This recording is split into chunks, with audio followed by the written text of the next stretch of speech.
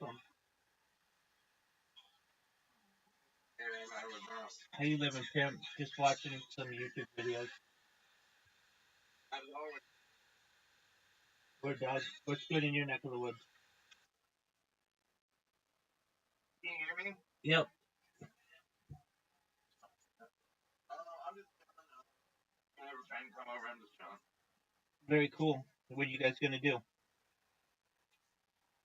think it's gonna be kind of slow, and I think we might have to work soon, so I think we're just gonna talk, catch up, shit. Very cool. Did your friend come over yesterday? A couple days ago, yeah. Oh yeah. How was that?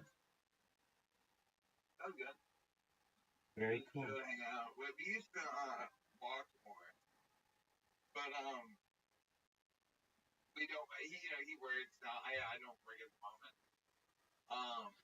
We just kind of chill and hang out. We don't say, we just kind of vibe and hang out. Absolutely. Do you know what happens in 362 days? You told me. Let me try to remember. Is it a game? I forget. Grand Theft Auto 6 drops, baby. It is a game, yeah. Yeah, you remember. Rabbi, what do I call you? Do I call you Rabbi? Have you looked into Switch emulators? Nintendo Switch emulators. I'm somewhat familiar with them. So, now tell me if I'm wrong, but Grand Theft Auto, the initial trilogy, it hasn't really been remastered, but it was on the Switch, right? I think so. Yeah, I think so. Because I played the one for the PS3, and it really wasn't anything. I wonder if that's for the Switch, but the Switch, I saw some graphics look better. I don't know. Yeah, they're basically the same. I'm in agreement with you on that. I haven't seen. I've actually seen PS3 games, and but no, the Switch. They said it was. I don't know. It's fine. Very well. I'm always looking for a done-up game. You know what I mean? Yeah. Well, this one's gonna be big time. I've seen the graphics. They're almost photorealistic, and it's. I'm gonna buy a console for it. Oh yeah, you told me you right? Yeah, the only time I ever buy a console is when that game comes out. That's why I bought a PlayStation. That's why I bought a PlayStation 2. That's why I bought like an Xbox, Xbox 360, all of them. Basically, that game is such a game changer, and it's phenomenal. I mean, there's just so much to do in it, and then once you're done playing it, that's when the open world starts, and people have been playing that for 10 years, and still very popular. Yeah. Especially, I get a lot of people in here who like the role playing missions, or like to role play in it. They like to play as like cops or robbers, or I don't know. Some other people are just like store owners, or some guy, like some people like to be just like regular people in like this world. I mean, they just like to make it as realistic as possible. And I know it's very popular. Yeah, I like that one. I don't need to do multiplayer, but Word. So that's gonna be really exciting. Until then, I'm not really interested in any game that's coming out. Not too much. But that game's gonna change the game. So, I've said it before. If you didn't hear me, I think it'll make at least a couple $1 billion in its first day, and it could make $1 trillion overall. I don't think it's going to. I think it will get $1 billion, but I do not think it's going to be the first day. Dude, it did the previous one. Now it's 10 years later. It's going to be more The expensive. first day? Yeah, The first yeah. It made like $1.5 billion. Okay. He might be. I'm and peanut butters are way to try to get that game. You're right. Right, and then I think that has a lot to do with pre-orders as well. Oh, no, you're. But um, They still do that. You still pre-order games. they said that they were going to accept them. I don't really know the point of it because you just download it. It's not like, Yeah, I don't think anymore. yeah, back in the day, I mean, you'd go to GameStop and like wait.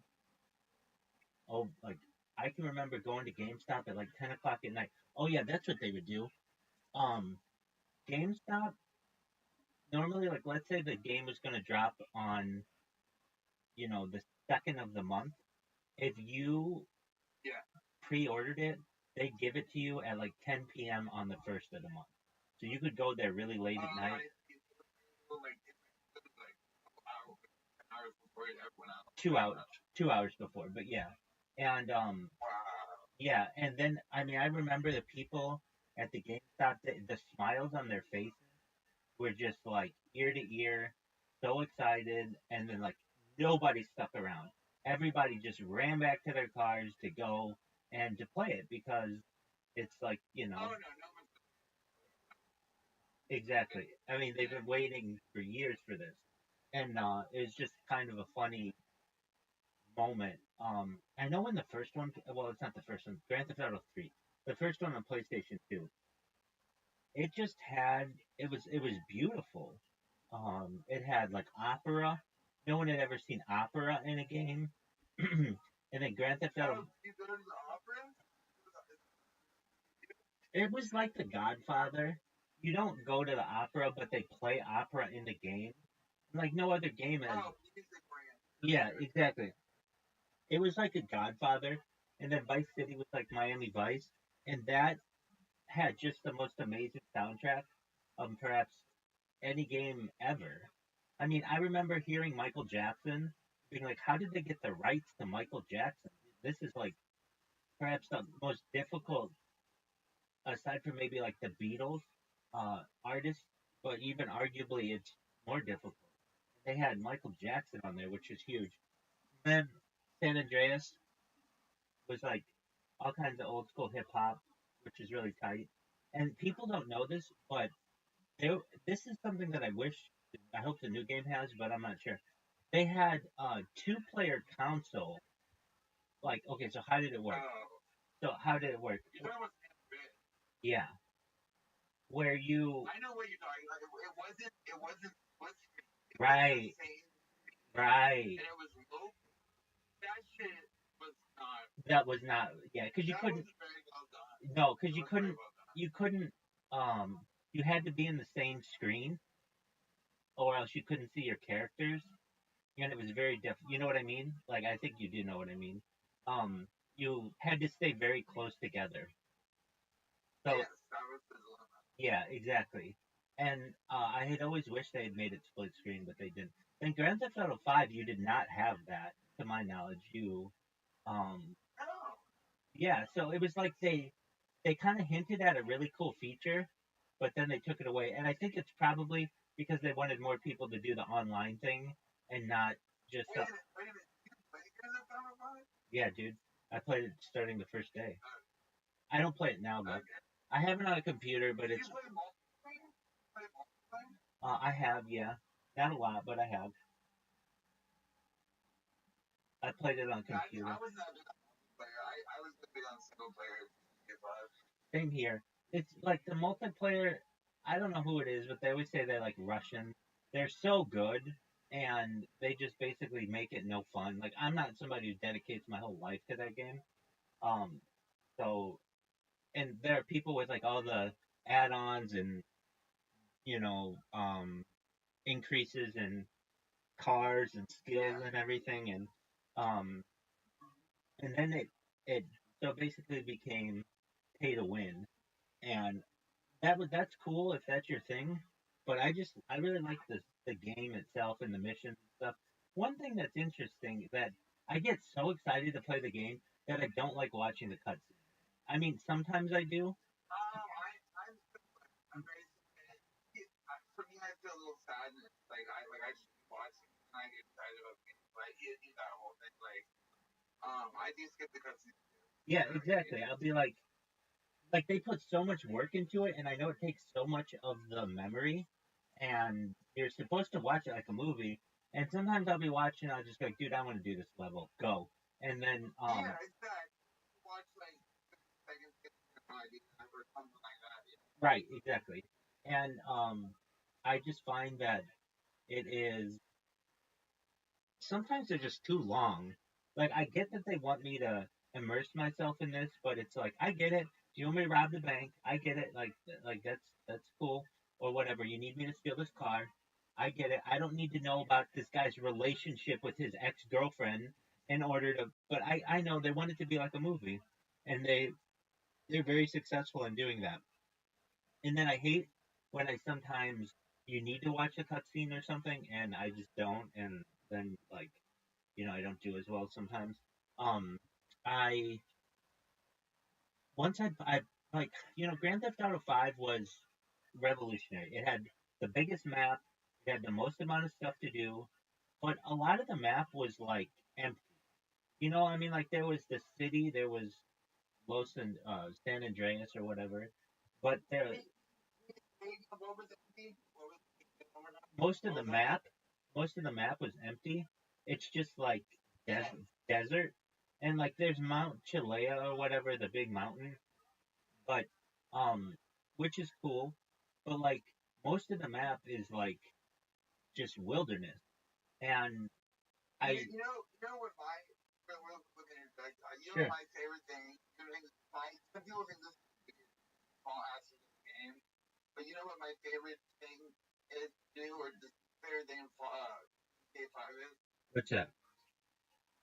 It was first of all, maybe robbing things, armored cars. That was, but my favorite was the hunting that you did with Trevor. Oh yeah, that's For some reason, that really I don't know, that resonated. I don't know. it was like early Red Dead Redemption 2. It had a lot of I those. mean, it was crazy. Like, out. It was I don't know. I really like. Absolutely. Welcome, Miss Aquarius. How are you? How are you? I'm well. Speaking of games, my friend, we Miss Aquarius and I are gonna play a game right now. You can feel free to play. It's on an app called Plato, Plato. If not, you can just listen to us play. We're gonna play a couple games of bowling. It's a mini game that. Well, I'll leave you guys. Excellent. Hey, take care. You know you're always welcome. All right, Miss Aquarius. Oh, here we go. Here we go. Okay. And how was your day? It was good. How was yours? Good. Anything interesting happen? No, glad to be on. Absolutely. Have you spoken with your friend recently? Oh, my best friend? Yeah. No, I talked to Very well. her. I was going to have her and her fiance in the apartment. Her and her mom and dad, they came from New Orleans, so Oh wow. I've been chilling with them. Yeah. And probably everybody probably calling her and, you know, um, Yeah. Yeah, it's a big deal. It's a big week in her life. that's a big deal. Yeah. Like, you guys get married? Yay, strike me. Beautiful. What does he do? What does he do for a living? He's a mechanic. Very nice. Mm. And she works for Delta. She's a ticket. Oh, That's excellent. how me and her met. Oh, very cool. At the airport, we used to push. I gotcha. Yeah. Get it, Miss Aquarius. That's perfect. Perfect. Right on. I don't know why I didn't knock them all down. Right.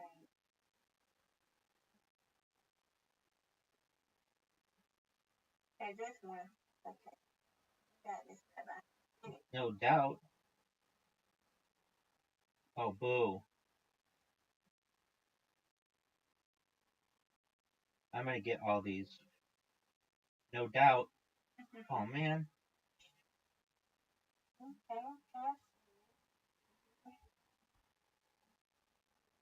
Oh, there you go. Oh, you've got pillars.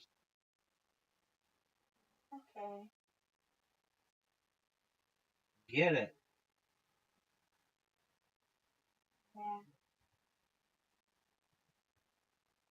Get it. Ooh. Alright, I need to get just that big group. That's okay. It's what it is. Alright. Last frame, Miss Aquarius. No pressure. You got it. Perfect. That looked good. Alright, you gotta hit the 2 on the side. Hopefully it knocks them to the right. Okay. That's right. Okay, all but one, and I'm really good at just getting these ones.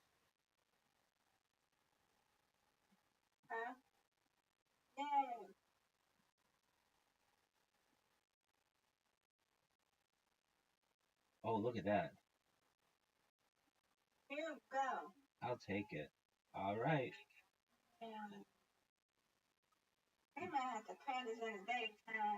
Alright. Good, whenever you play.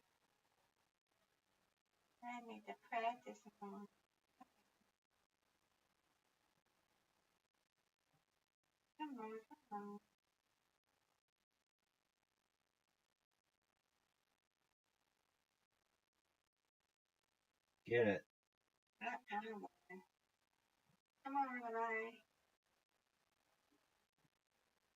Get it. Yeah, I didn't get them, but I'm good at just getting when they're together.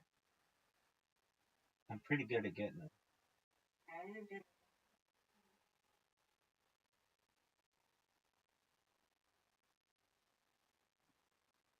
Get it.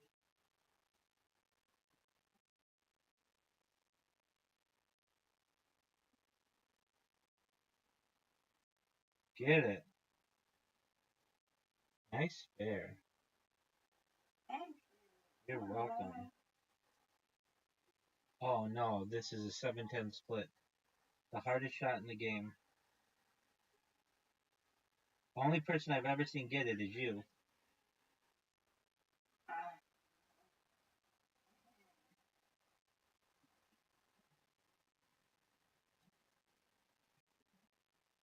Oh, all but one. You got this. No doubt.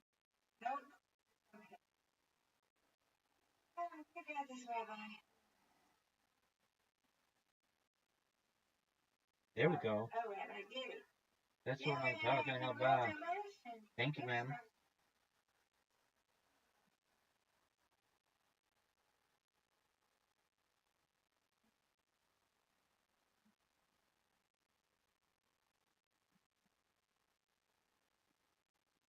You got this. Get those 2 and have it knock over the 3rd.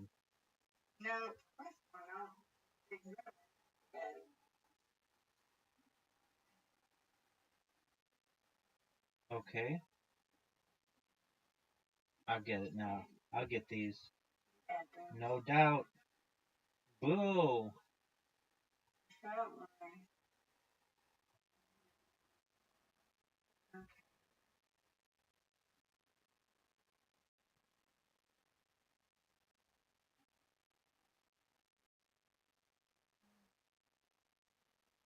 Get these 2. Got them. Perfect, Miss Aquarius. That was perfect. Alright. Get it. Get a strike. Get it. That's alright. That gives you the lead.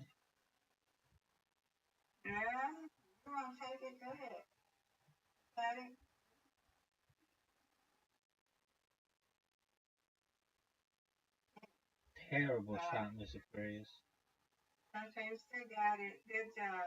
Thank you, ma'am. You win, I win. Excellent, Miss Aquarius. Sweet dreams. Thank you.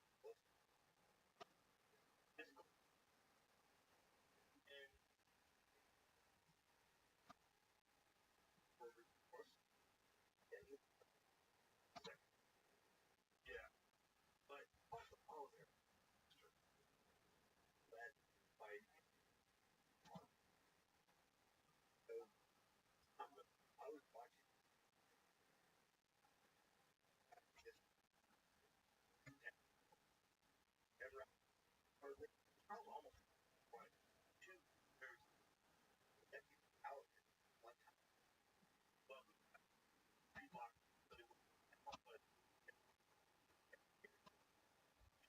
like maybe most where Charles had were that close to like count for a lot. Part of the problem one thing if you let it go out of that's not that much. When it got off we're almost beat by the belt. That count for a lot. That's hard. Those cars left arm. But I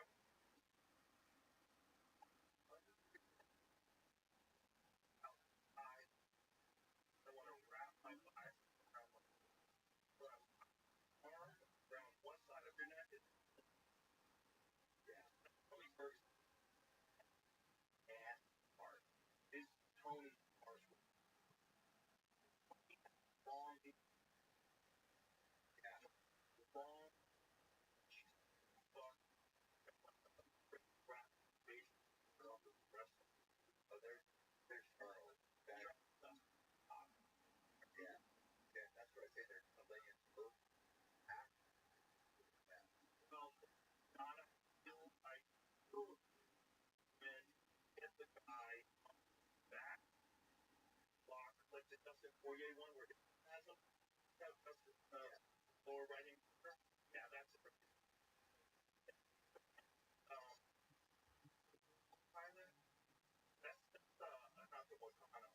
But one of the things from very good stars when I'm grab oh this finish it whereas all the way down five. And the thing about grabbing wrist like a tight this situation like some guys okay arms you get the left leg arms all the way long. Then you um, grab grip extra and grip it right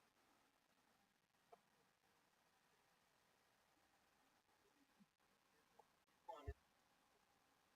He's got that sort of grab comes from throwing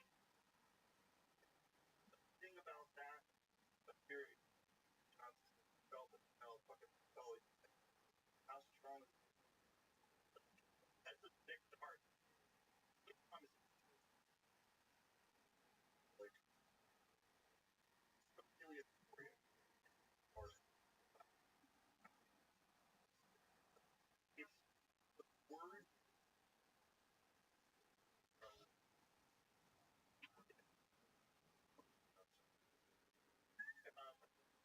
word on the internet is by car they whether or not for the title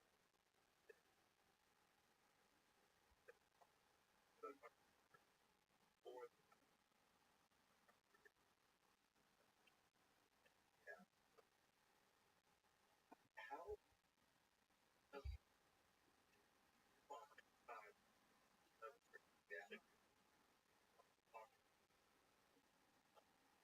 While my current book and quite technical about Atlanta, which is only a couple right? What is that one? They might hold that announcement that fight. So law or apparently he not want law by the law. The law Jack will not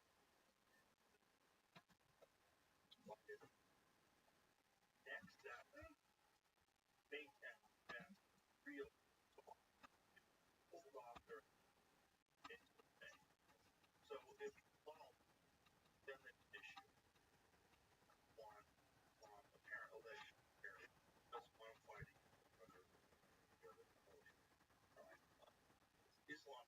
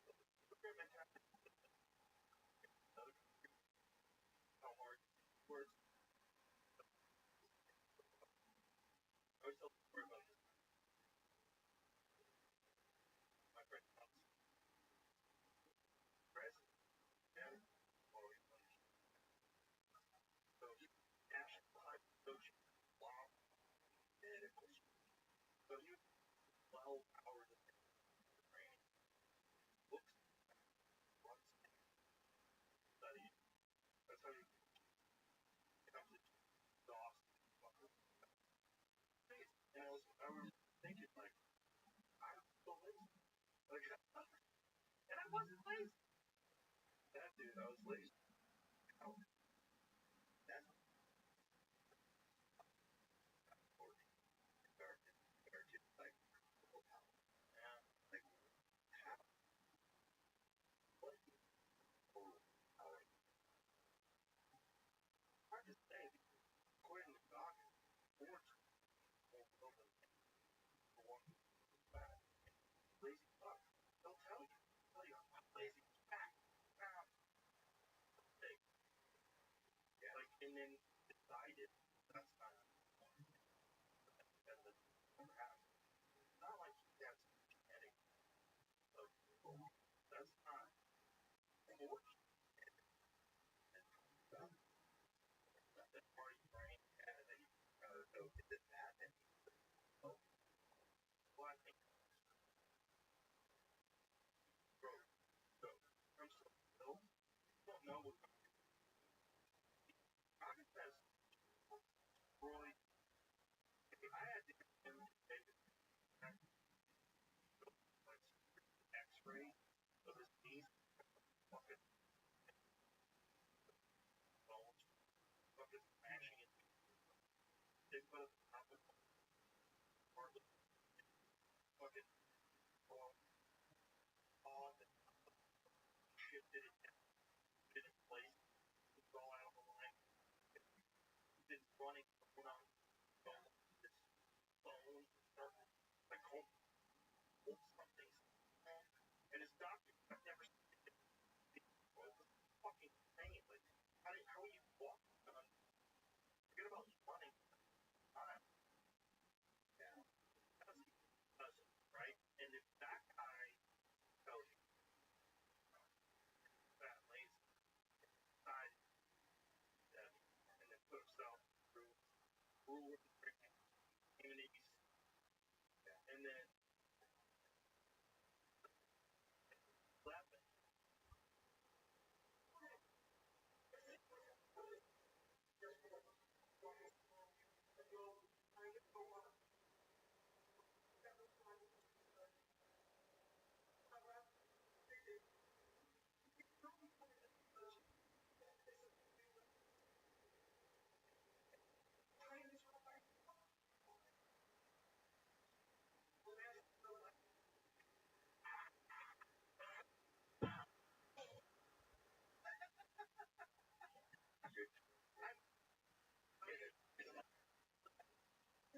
I love it.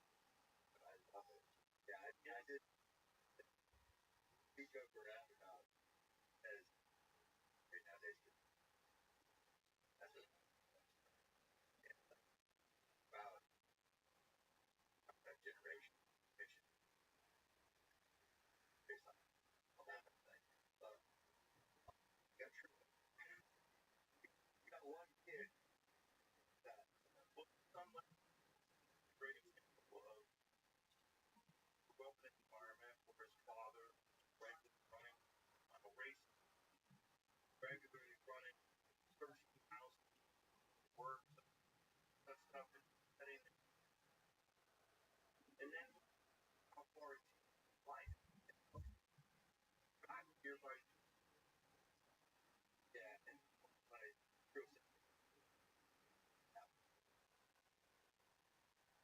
Bruce. Yeah, wow. 8 minute mile. And that's incredible. But anyway, like that's what I'm saying about art, that stuff like that.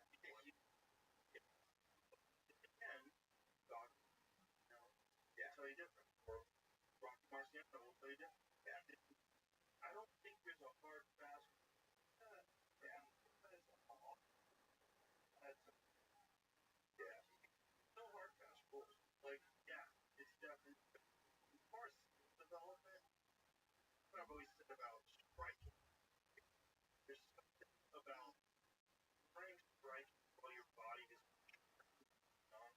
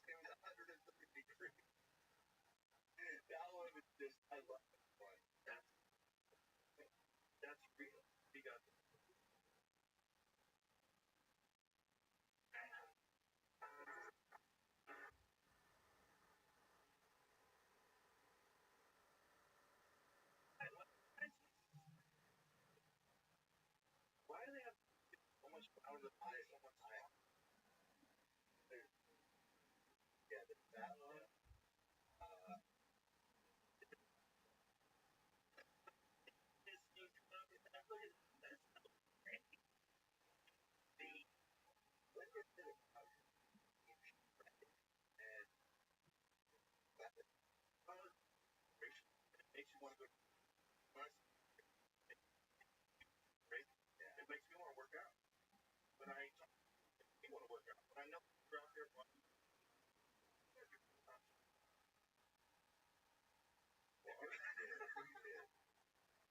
It's great. I try to talk to you about stuff.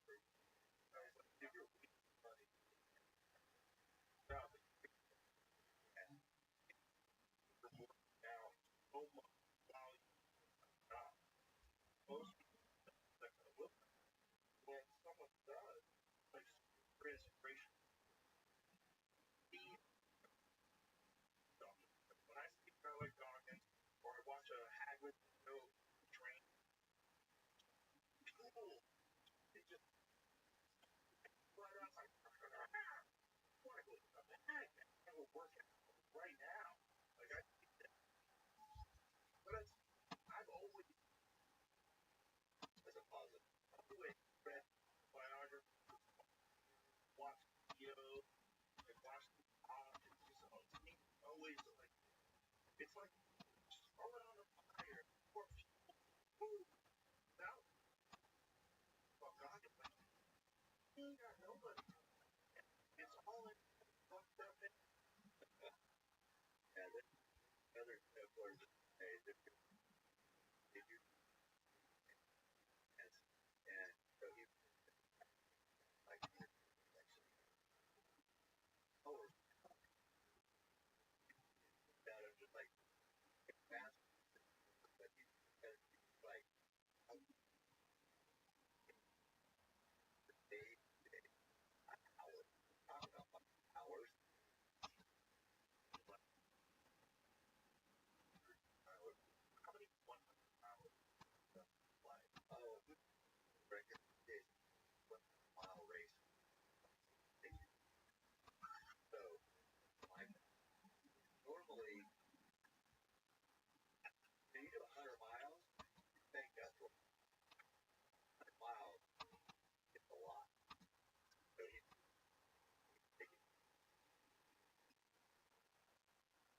taking a marathon or oh yeah okay let's where we're saying ran a marathon every day and no training. He wasn't in shape at all. He just did year like something is did was okay, he's 40 marathon 1 day. That's 2009. Season falling in cheese person and and I like I don't want to change things then but respect. Yeah. Some podcast I love that. But one of them like yeah, he was being was that is so yeah. But I want to tell you I got to figure out when he I think it was while on their new running like but of course you know it's Eddie early. Last time 30 marathons 31 days. Wow. Yeah. Uh, it, well, but I mean that's versus touch. When they first marathon all around the marathon that is pretty incredible. Touch all down from all right. Like the bottom blood they've got gauze wrapped oh that one day that was like podcast about the coach up and they said yeah so and that just reminds me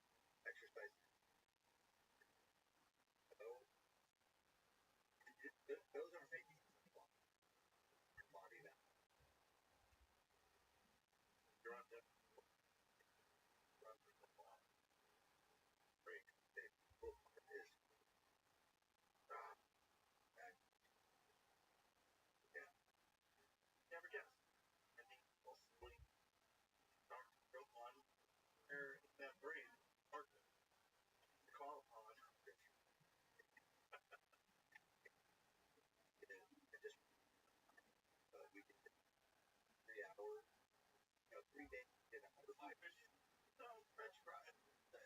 At Trace Brigas, get this for 12 hours. Did 50 down. Look at this fried. Look at it. Yeah. Just look like some psychopath that can run that far.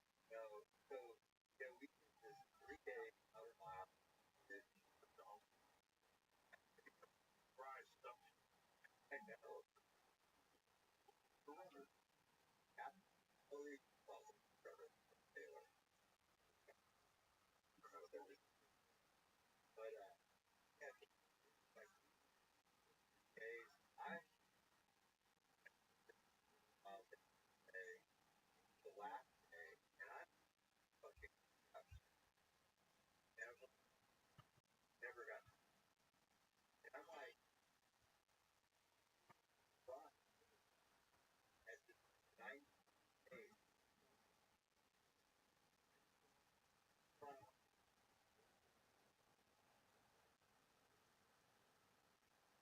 yeah, that's caught up, like, it's like, it's not like this, oh, that's fresh, own thing, their own formula. I don't know about both of this, but, I was talking about,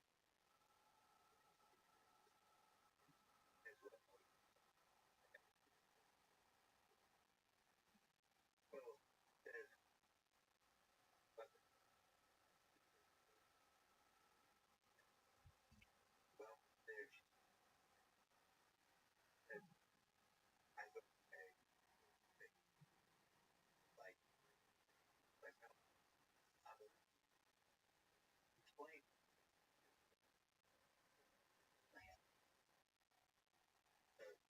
I said, okay, you're not thinking about the, like, not thinking about just rock quality, I don't think that, that you, not running a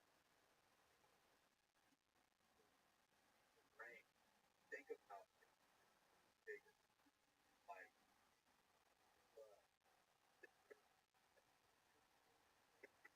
oh, I said, okay, and I go, but, I said, like, it, one, this, yeah, sometimes, in the, thinking about just, that is, or, large, and just, band, and I was blown away, it's like, about the more I talk, the crazier,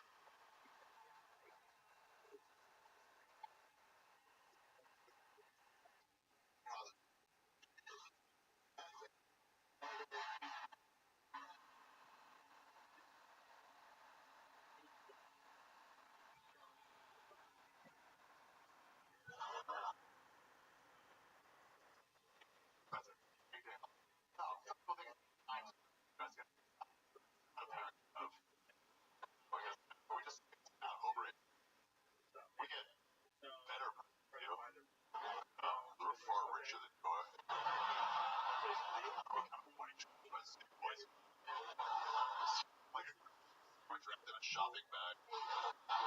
No, when you're pocket full of pills. Postcard from your dad written in your mom's handwriting.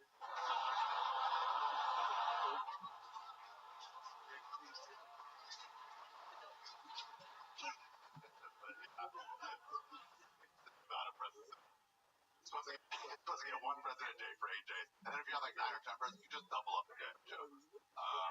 So one year, I didn't have 8 presents, I had 7 presents. My mom didn't know what to do. Give me every day present. Instead of just getting one extra present, you know? Shit, like wrap an avocado, bitch. Split a present into 2 and wrap each half separately. Like I wouldn't know. Like I opened up day 1's present, I was like, oh, it's skateboard wheels only. I wonder what's in tomorrow's flat oval box. She's like, you'll never guess. I'm like, it's for sure a skateboard, Mom. I'm the second smartest race in the world, so this is very easy to figure out as it is. Korea.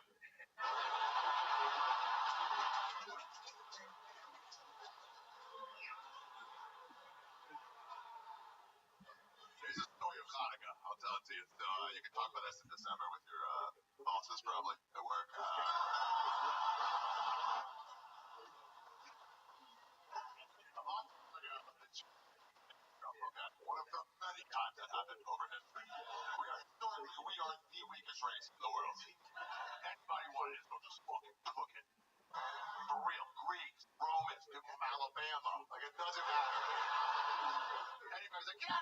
Undefeatable. I hate it. Ugh. I don't really do impressions. Here's my only impression I do. It's the sound of the soul of a Jew. Ready?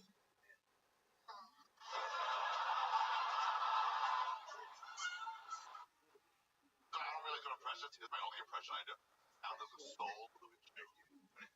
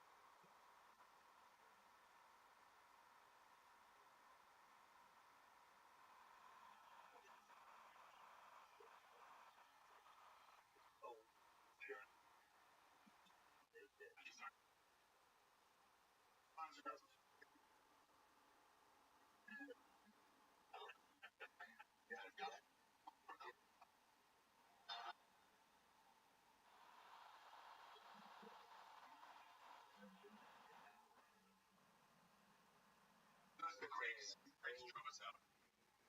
We're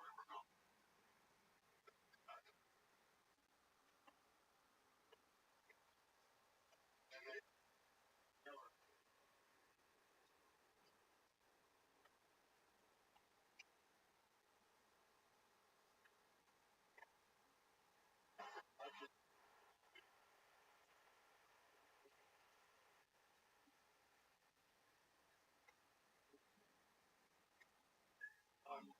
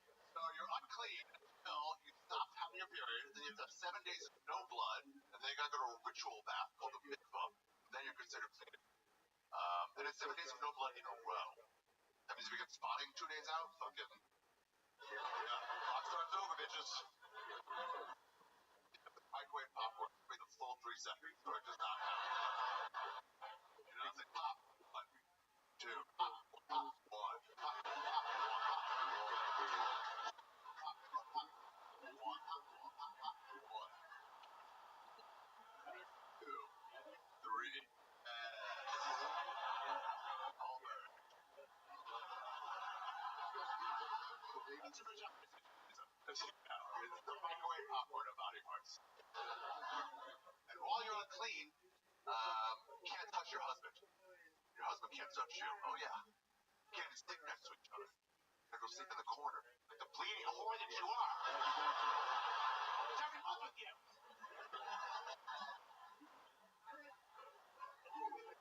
So this law, it's called NIDA. This is the reason. This is sociologically, this is the reason that Orthodox Jews have large families. It's not only to fill up our minivans. There's another reason. It boils down to this. How long do periods last? What do periods go for these days? 5 days. Okay. She's definitely disagreeing with you in the back. So what do you think it is? Is it 7? Said the mansplainer?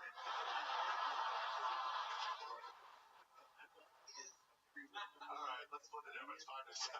That's what I thought I was a woman saying they after that. But 7, I know.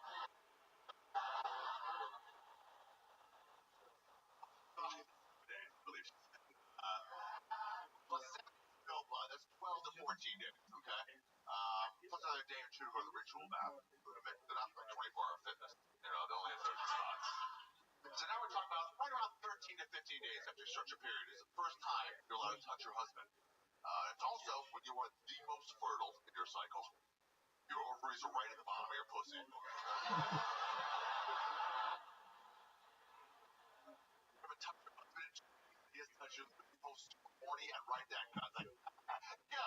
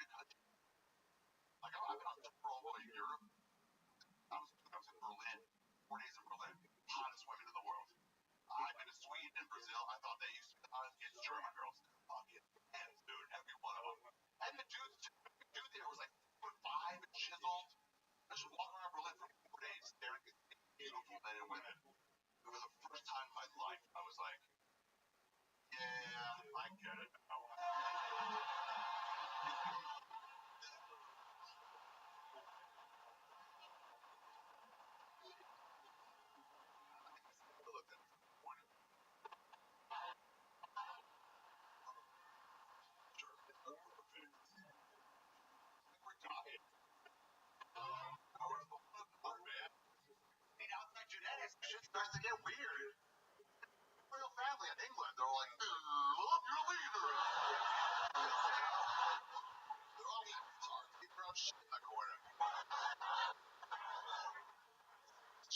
falling apart. Every Jew has the same fucking Jew pattern baldness. You know, that's why God's like, try to get laid. Something, cover it up if you have to. I don't know. Falling apart. Nearsightedness. I had LASIK eye surgery. I still have glasses. Dr. Weinberg did a great job. All neurotic. We're like, Tay-Sachs disease. Falling apart. Take a glass of whole milk to a Jew. Watch him rain diarrhea for 40 days.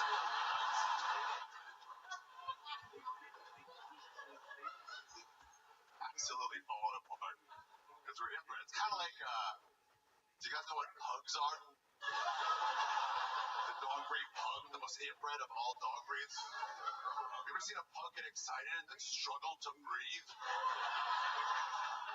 Throw a ball to a pug 4 times in a row. Listen to the sound of him chuckling.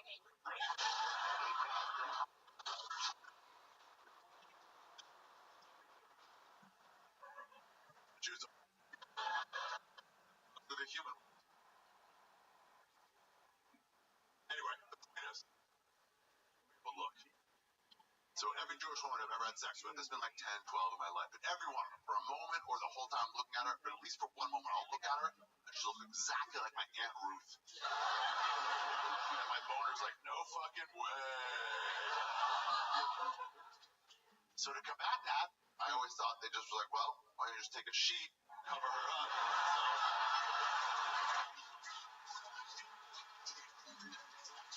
So they just fuck a multiverse of holes, and you're fucking there. By the way, here's what I should tell you. There's 2 types of Jews. I'm only talking about one type. It's Ashkenazi and Sephardi. So when the Greeks drove us out, or the Romans, or one of the fucking 1,000 times we got driven out, we got pushed in different directions. And some of us went north to like Poland and Romania and Hungary and places like that. And some of us went east to like Syria and Iran, Iraq, places like that. Those are called Sephardic Jews, or as my grandmother called them, animals.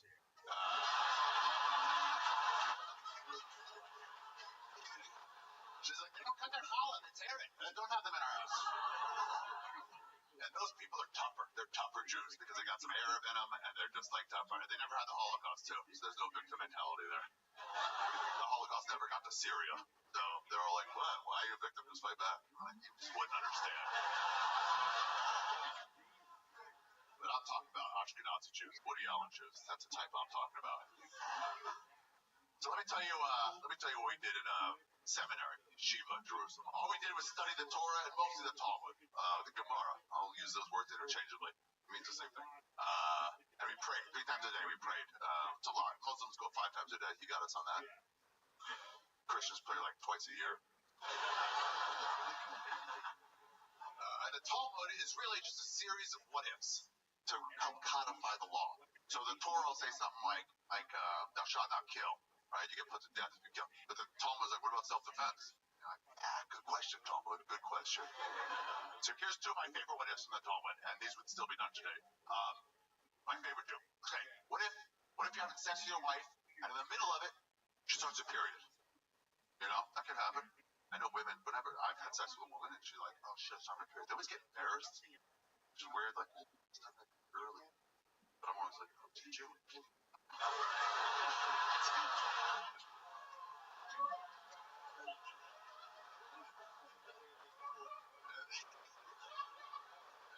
Always get embarrassed by it. They're like, sorry, don't get embarrassed. At least from my perspective, I'm always like, I love it. You know, they're like, I started my period. I'm like, that's why you start your period early. Because I hit that back wall. My dick starts your period. My dick is your God. My dick is your mood. It makes us feel powerful. Don't feel bad about it at all. So, what if you start your period early? I would say, you know, just stop fucking. No big deal. Then I was ancient, I was out talking, or keep fucking. You already got the sin, you may as well enjoy yourself. You know, it's like if you get a parking ticket, you don't move your car. Park for free for the rest of the day.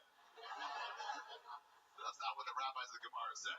They said, no, you're not doing anything wrong until you find out you started your period. Then, when you're inside your vagina, you can't pull out. Because pulling out is a stroke. It's an enjoyable stroke. So where are you going to go? It's like, it becomes like a Chinese pussy trap, you know? So this is what they say to do. This is what they say. I think you're a Daya or a Baba Kama, one of those, but you're fucking, right? And then she goes, I start my period. You're supposed to stop, look up, think of the glory and awe of God until your manhood subsides. Yeah, you have to let your of natural causes. Oh, what a fun bonding moment for you and your wife. For her to feel you go soft inside of her. And how confusing from your dick's point of view, where you're just plugging away, you know, you're just like this. And then all of a sudden, it stops.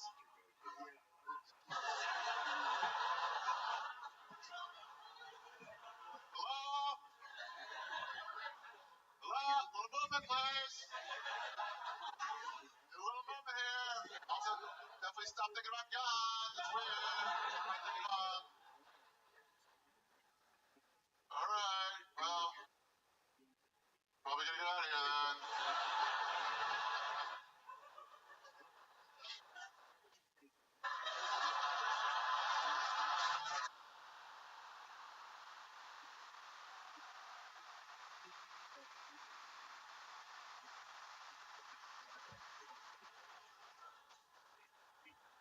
Here's my all-time favorite one from the Talmud. It's about dietary laws. We have kosher. You guys have heard that word, right? Kosher. Yeah.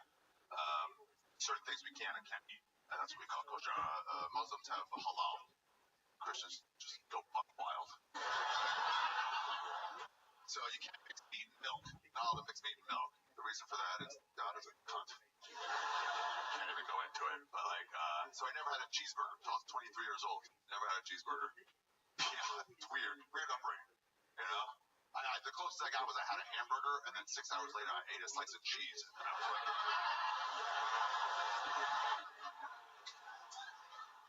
I had a couple of cheeseburgers coming out, but never going in. Also, no pig products of any kind. No pork, no bacon, no ham. Not allowed at all. Actually, this is fun because I took my nephew for his bar mitzvah to a New York Ranger game. Bar mitzvah is a Jewish coming of age ceremony. You've heard that.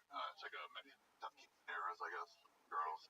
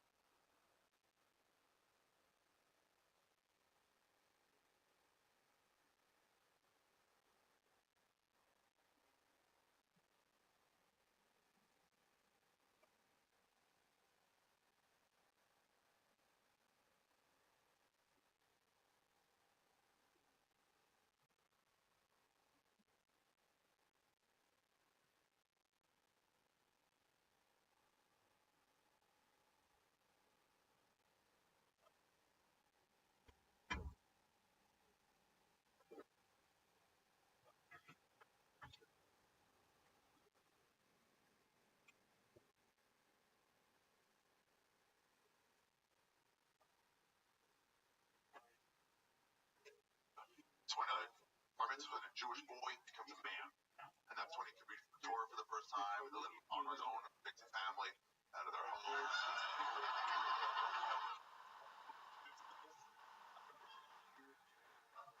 So for bar mitzvah, nephew to a Ranger game, my Orthodox Jewish nephew, and during the first intermission, we went and got concessions. and I ordered a bacon cheeseburger. And he was like, ah.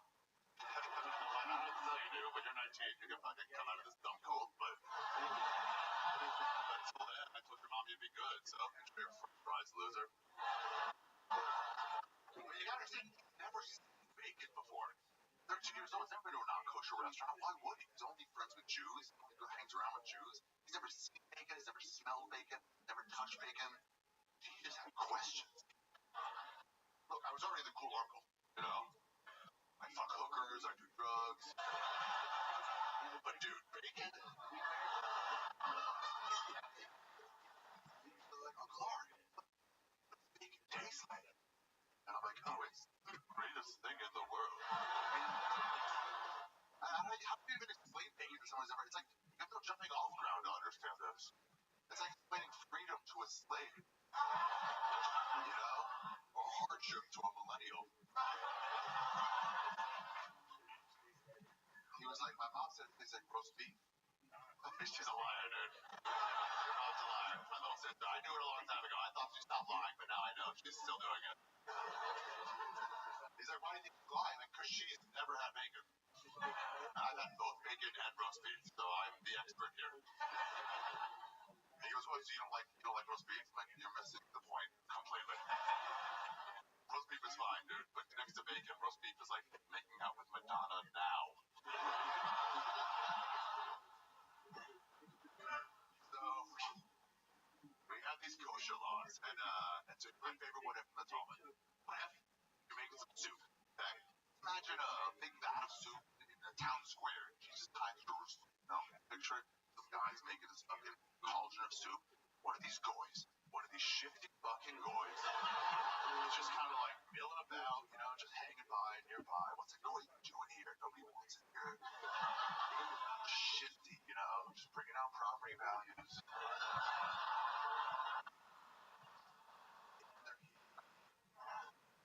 His pocket, this can't be good. What's this going? And he pulls out some ham. No one's looking. Great. Dunks a ham right in the soup. He's like, fuck off!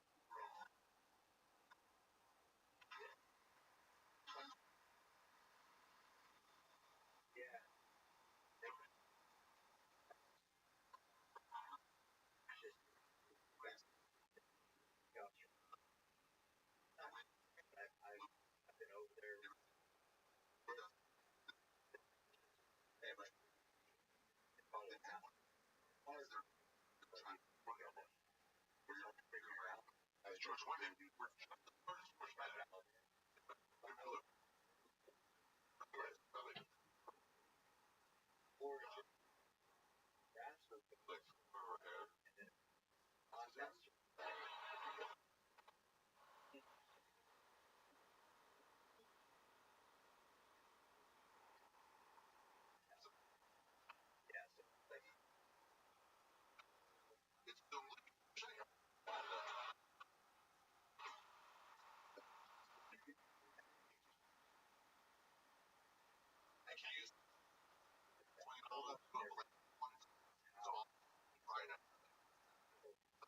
All Shabbos case electricity. However, can get a right for you.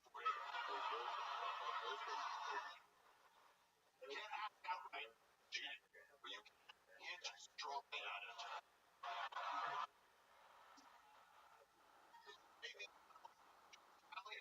your building or your neighborhood, and they talk to you for the first time ever. And like, this is odd. You're like, hey neighbor, how you doing? I've lived next door for the last 25 years. Haven't said hi to you ever. Well, it turns out it's very hot out, and we left our air conditioning off. And you'd be like, okay, you should turn it on. I'm like, oh, I'm glad you brought that up.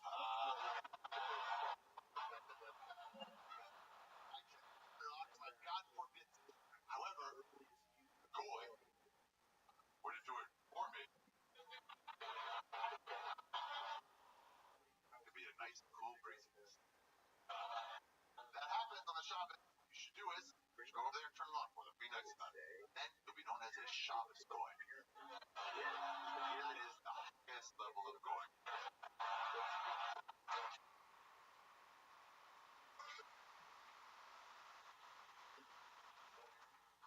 In fact, actually, if you have next door neighbors who are there, just go with them. I like the situation today. I just started back in there. Was anything bothering you? Love you, dude. So anyway, back to the baseball shoe. Back to the little ways of me and all my friends were like, that's loophole. What is for these doing? My mom's kitchen. You know, maybe the Amazon delivery. And he's like, hi, Mr. Shapiro, here's your sign right there. On the left, come on. What? Hey, what are you cooking back there? Oh, is it? Soup, you bitch.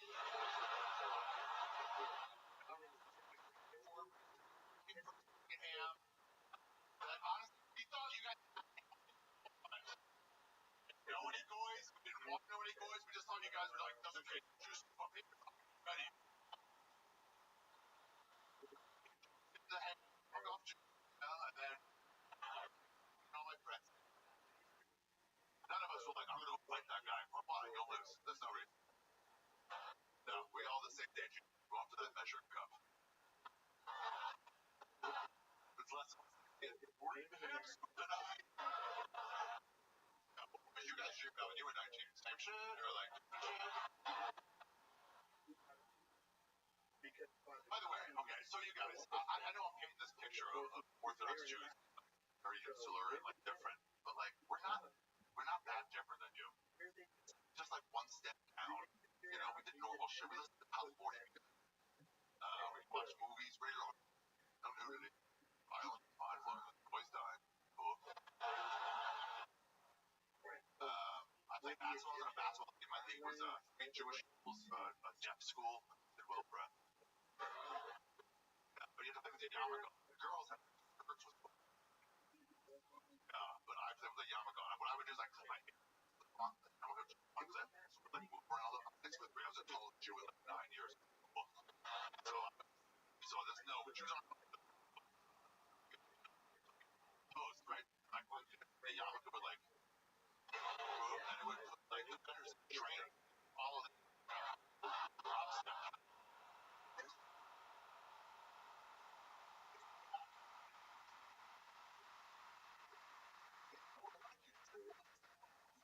Like, okay, Christians, you're not allowed to wear next, but you do it.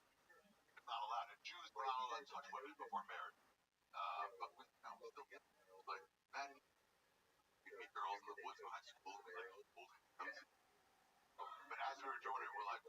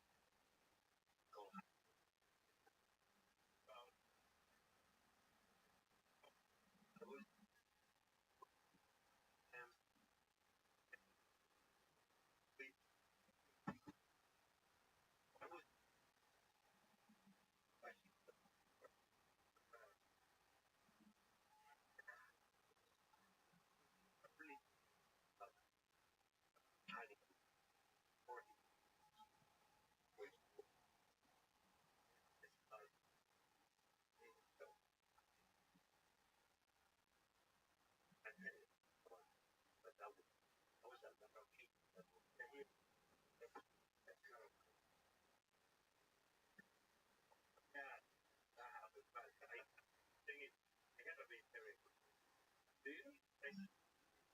Okay. I love this. Well, that's very, especially if you have your own place.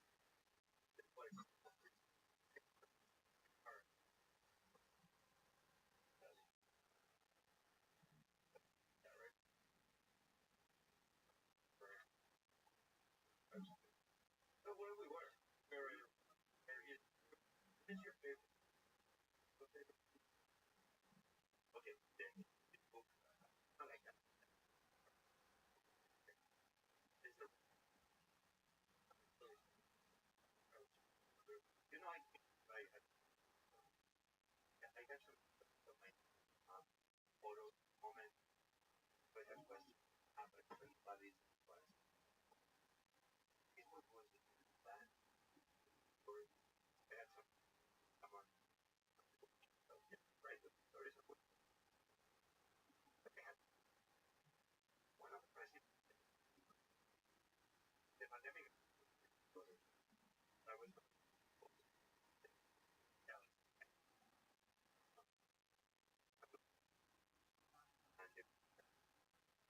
everybody was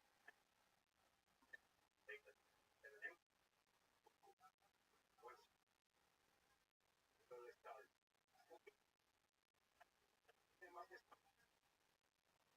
they would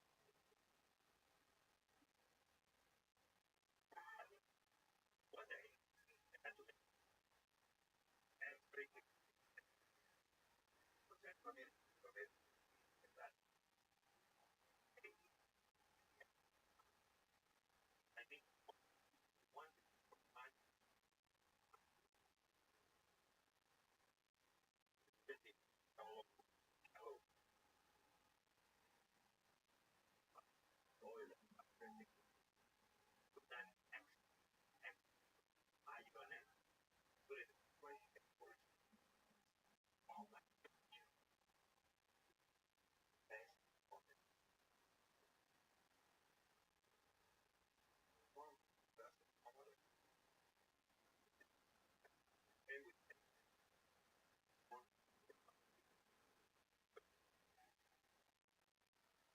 where you don't have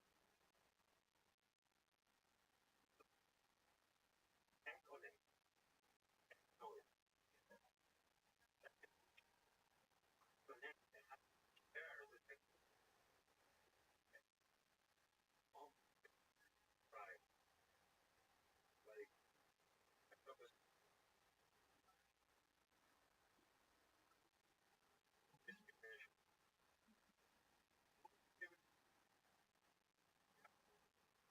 point like it like I like that big like when I go and give her with I was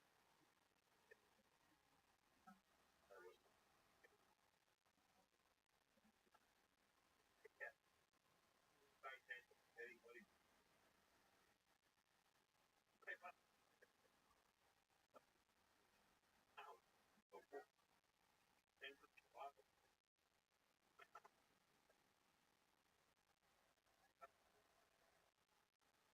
that started price I think we probably prevent only for the wood by one day oil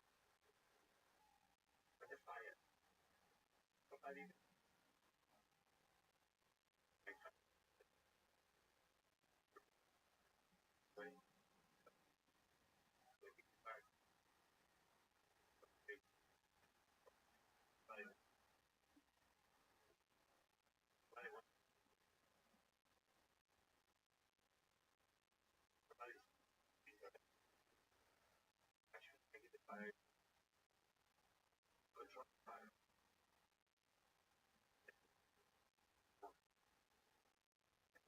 father works for as is it made them called my claim. I think they're sending you that. That's where I think my father in a way that would find the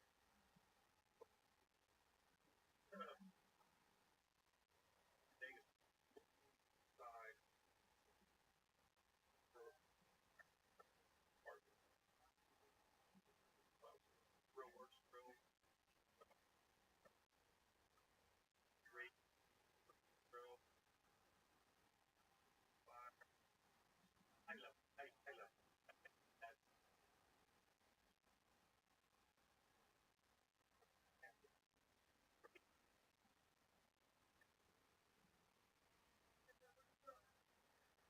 right and for me the way they was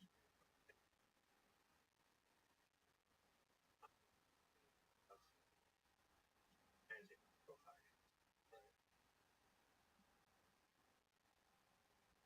They were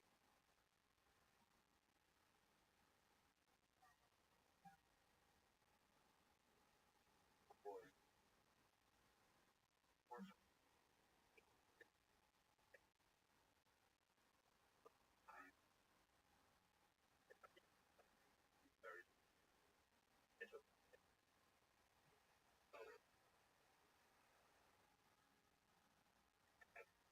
close. I got to have the real wall and he feel it and happy brought it home.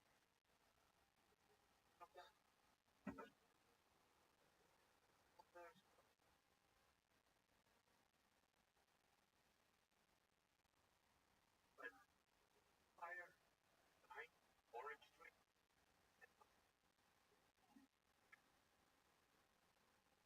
terracotta, very impressive. Boy,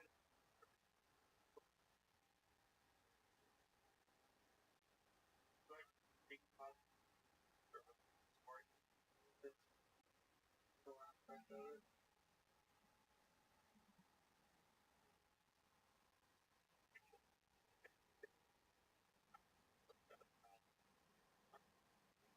or one next time, relative reports grow and they're they they're they're so I like I like I like have a I don't even there's a one name don't bias there. But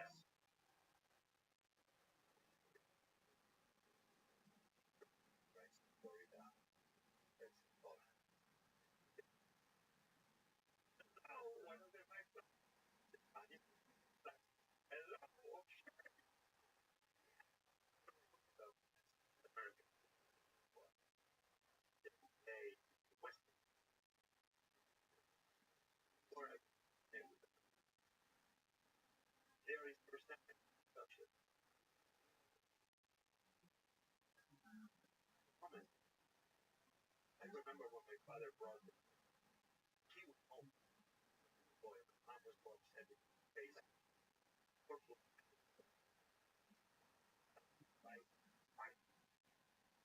But my wife is that way.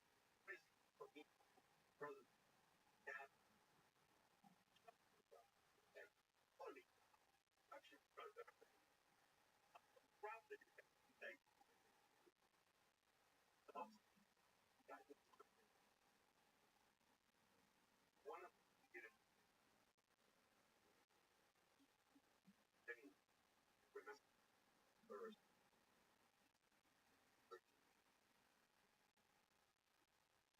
at least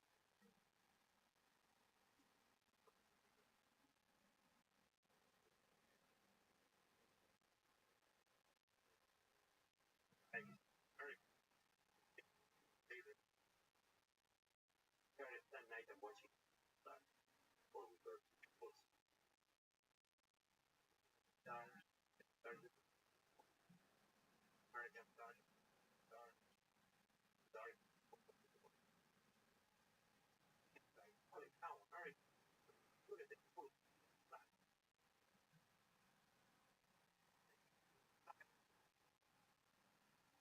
Learn to imagine everything was you for hard, like a fool, nice,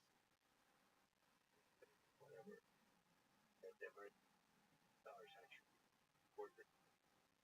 Okay, yeah, stars, they, stars, that's it. I scored it. Uh,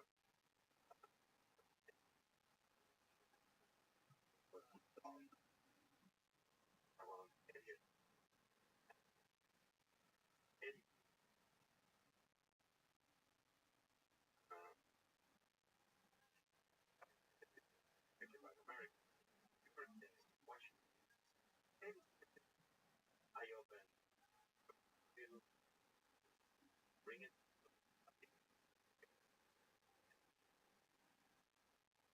hundred things, like, one day, there was any more like that, that made them perfect, where everything, American, actually, for hard, first, from everybody else, maybe recognize that there are people, it is, stop, contribute, or like, right, so proud,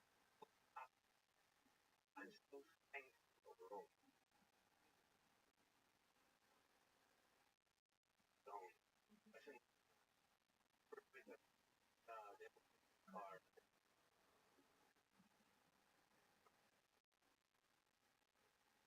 I'm just what I am, because other than nowhere, no, where I was trying to where I go back, survival stuff, come back, ask them on the American side, guys, those American, but we all need together for the trip, for, for we, for the, for the, for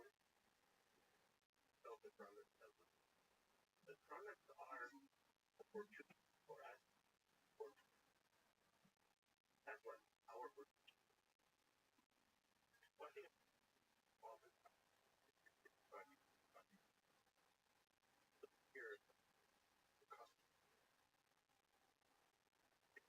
I don't, a lot of them, title. most of my friends come here from other places. Russell from America.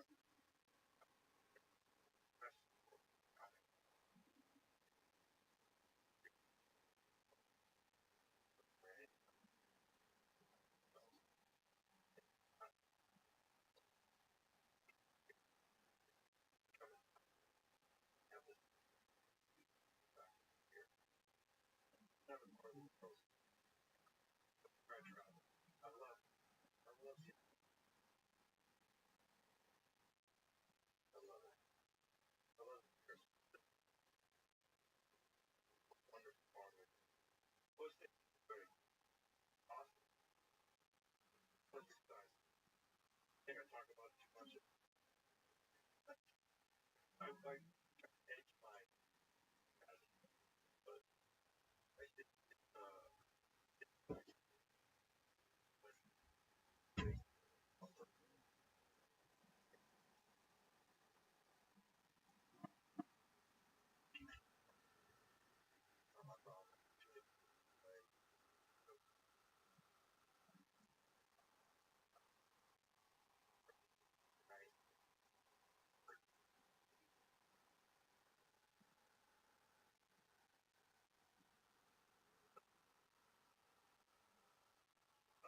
money.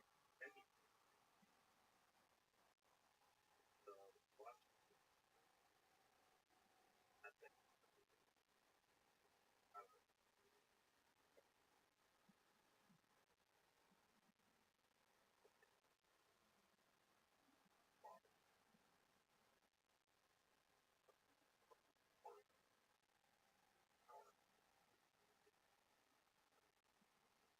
tell you first talk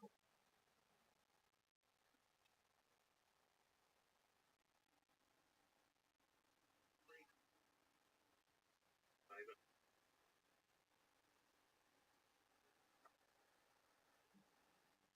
first I heard I huge here first year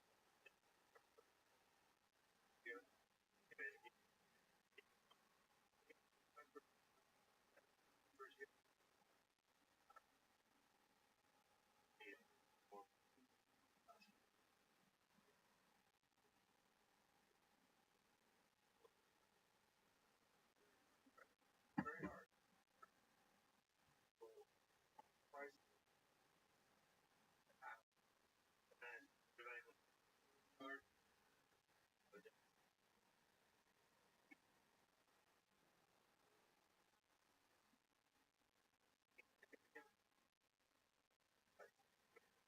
that's my our goal our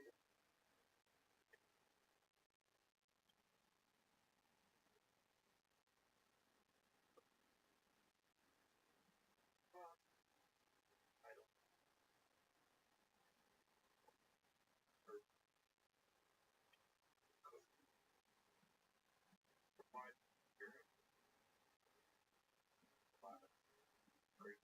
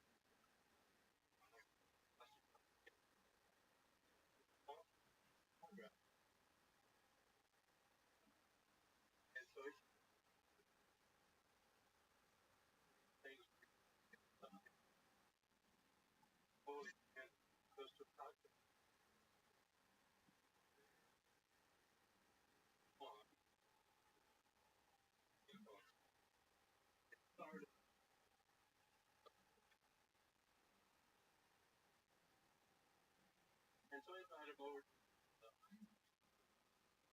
lab. While he was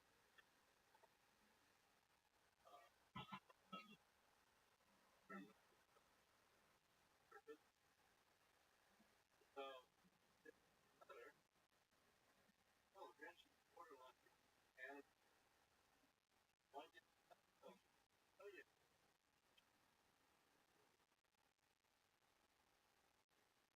that's cancer or we had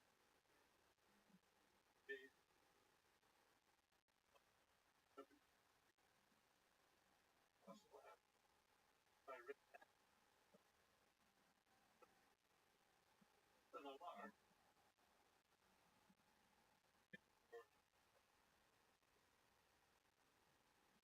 or going out there.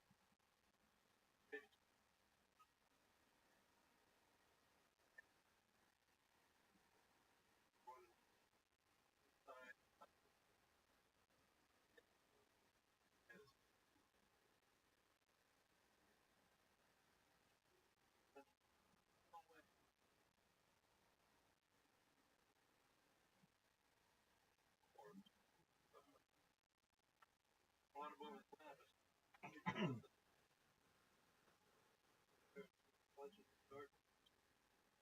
like that.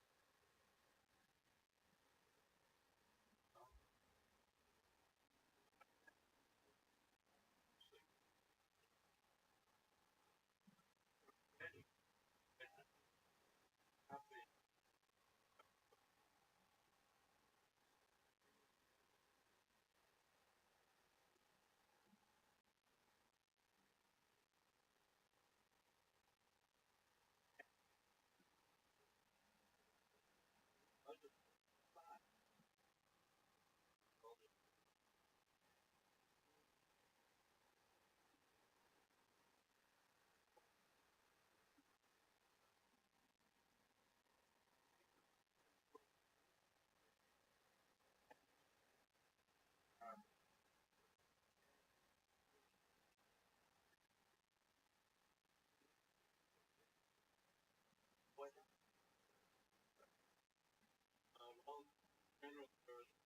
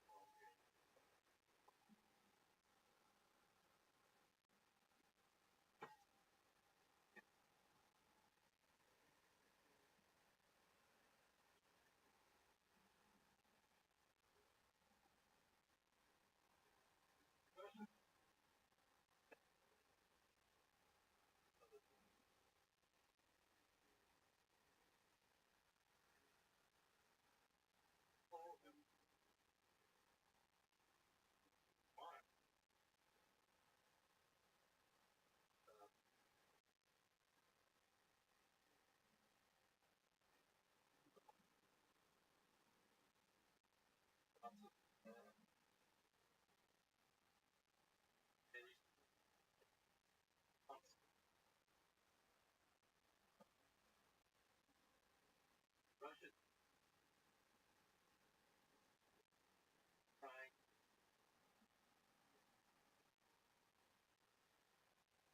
and such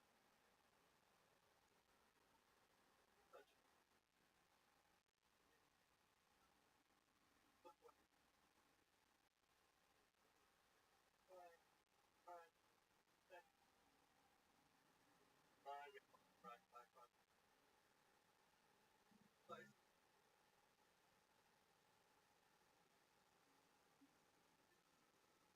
By the way, all Wait, that's bottom back and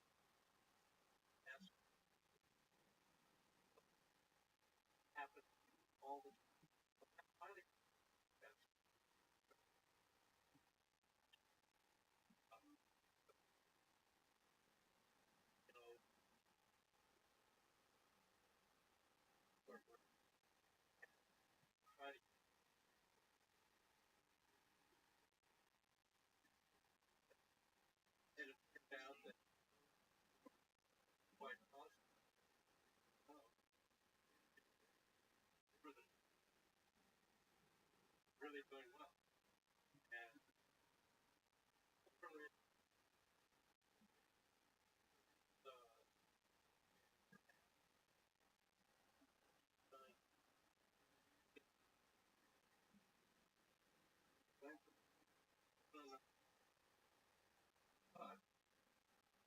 realize trust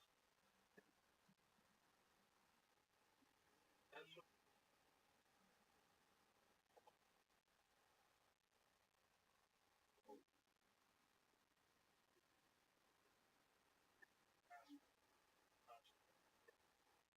something developed a long time ago. Long and reason for building first ourselves stuff with the mind. I think second no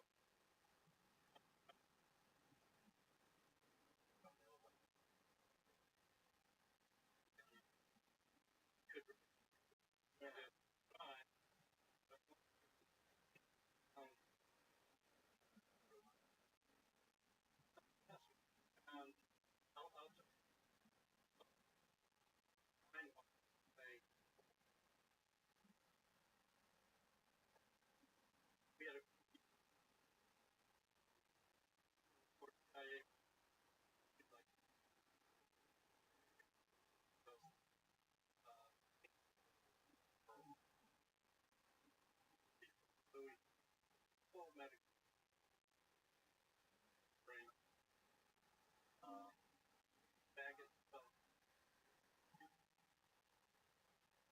maybe logically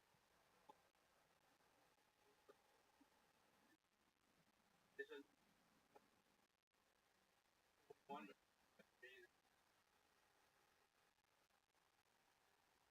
but that we said okay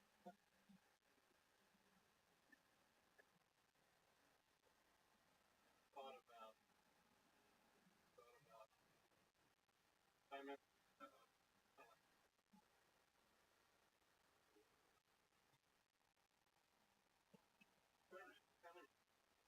kind of stuff like right kind of so uh did like somebody actually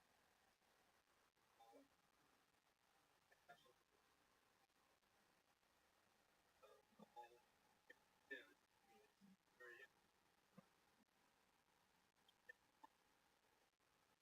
that also really on I really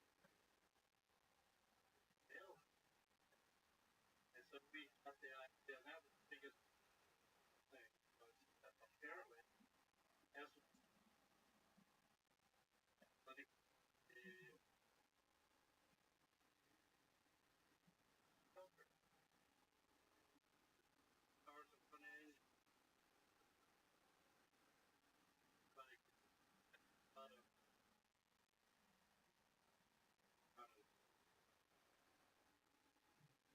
even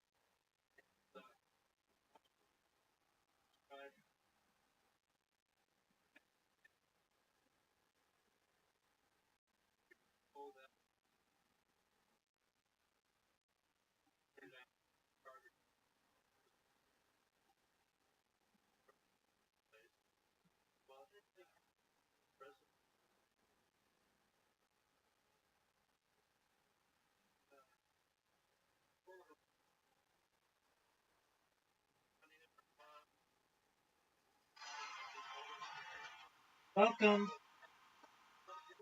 How are you? What's good? How's your day? Marta, how are you? Marta, can you hear me? Marta, Marta, can you hear me? Big dog, Marta, can you hear me? Earth to Parta. Parta, can you hear me, big dog? Dog, Parta, I didn't want to fucking talk with you. You're the last motherfucker on this earth. I was about to watch Dave Chappelle, then you come in and start douching up my fucking day.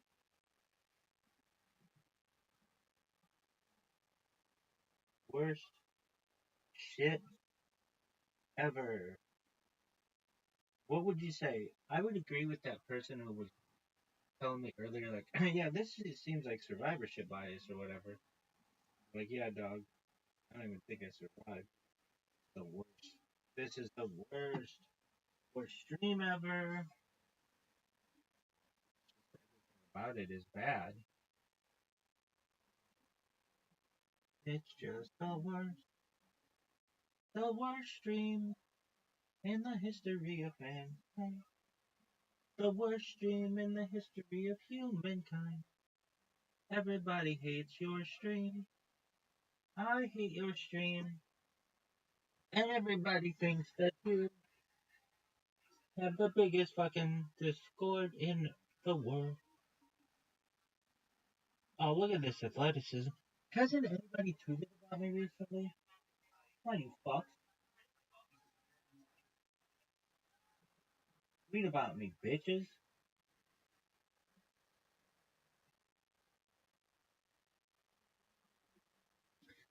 Tweet about me, you sluts.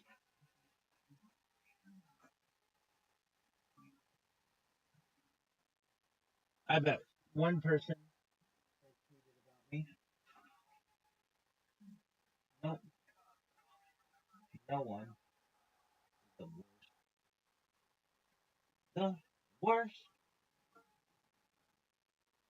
Yo, dog, hook a brother up. No ads. Shut the fuck up.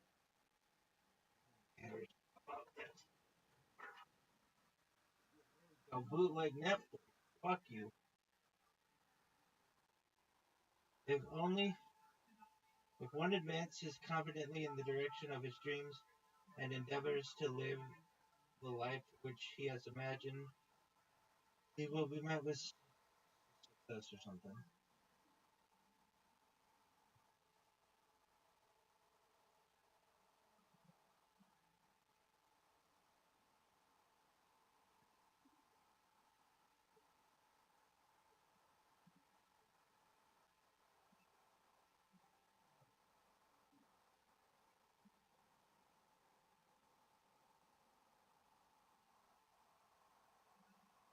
Best comedian of your lifetime? Probably.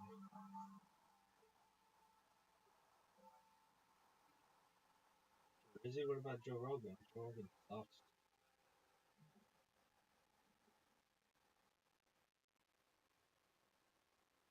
Why are you watching him right now? Why not?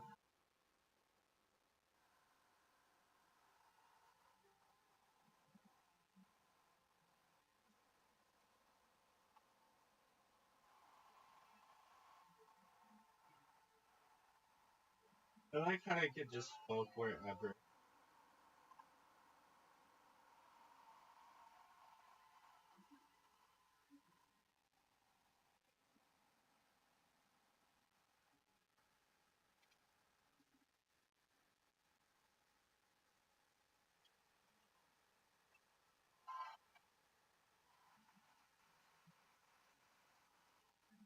Killing him softly.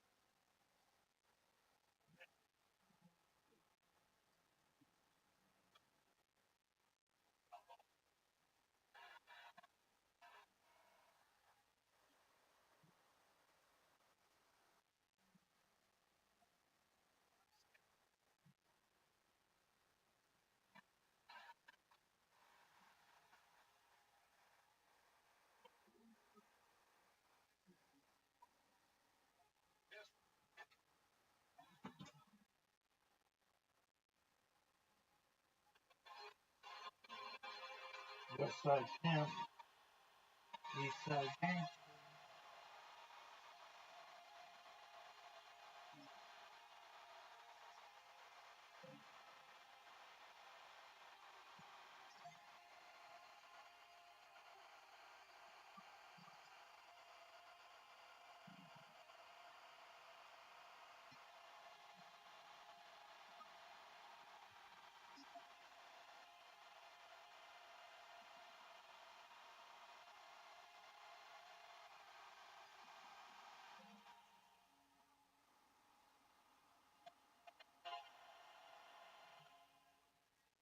Come on, somebody say something about me.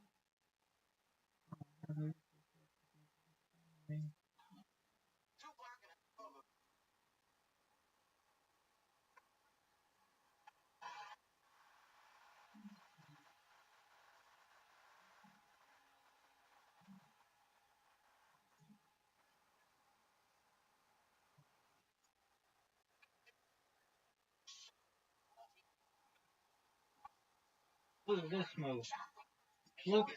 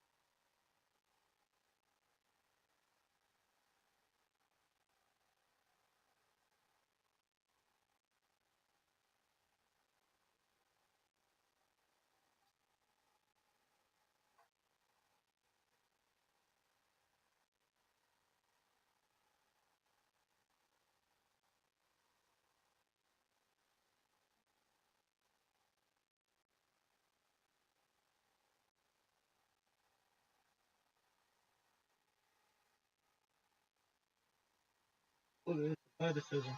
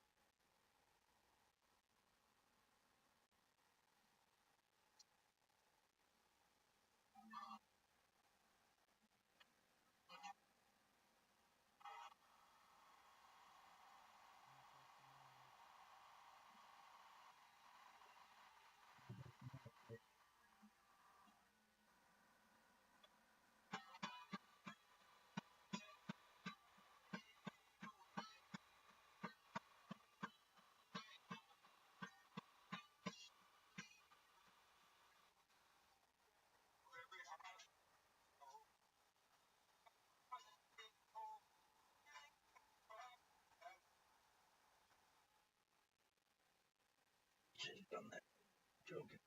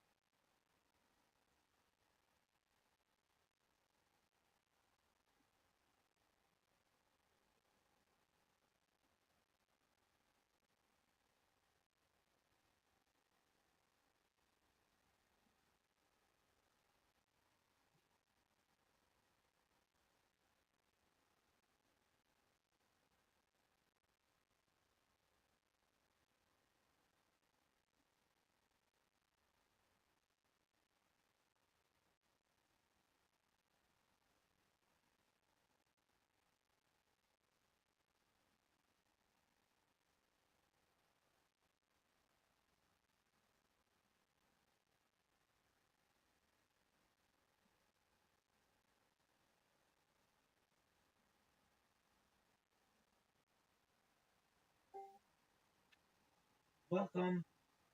How are you? I'm Rabbi.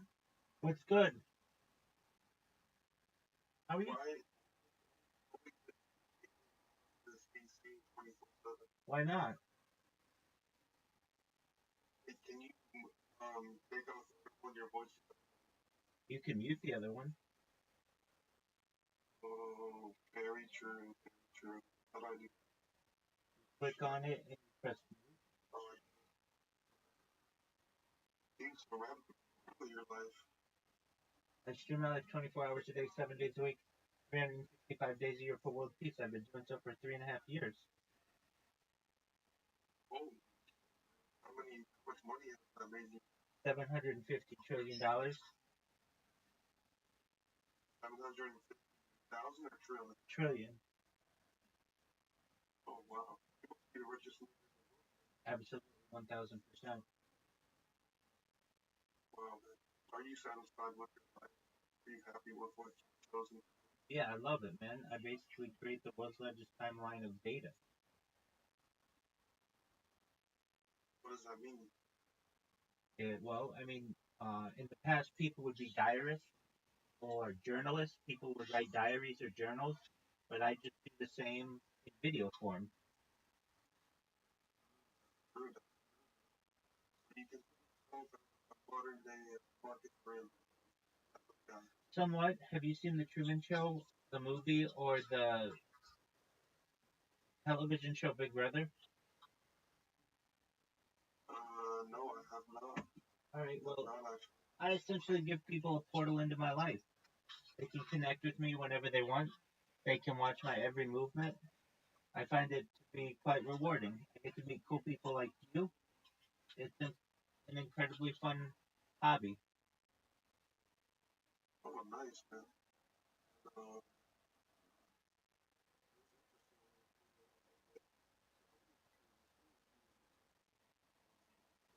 average. Oh, I'm live on 18 different YouTube channels simultaneously, so I don't really pay attention. But at least like right now in Discord, I've got one, two, three, four, five, like I don't know, 17 in one Discord, another two in another Discord, another six in another Discord, another nine in another Discord, and then on all of my platforms combined, YouTube I'll get a few, Twitch I'll get a few more, Rumble I'll get like over the course of a stream like 100. So I don't know, probably So, all in all how many cameras have in front of you? 33. You have 32 cameras. Shit. Yeah, dude, I even have a ceiling cam.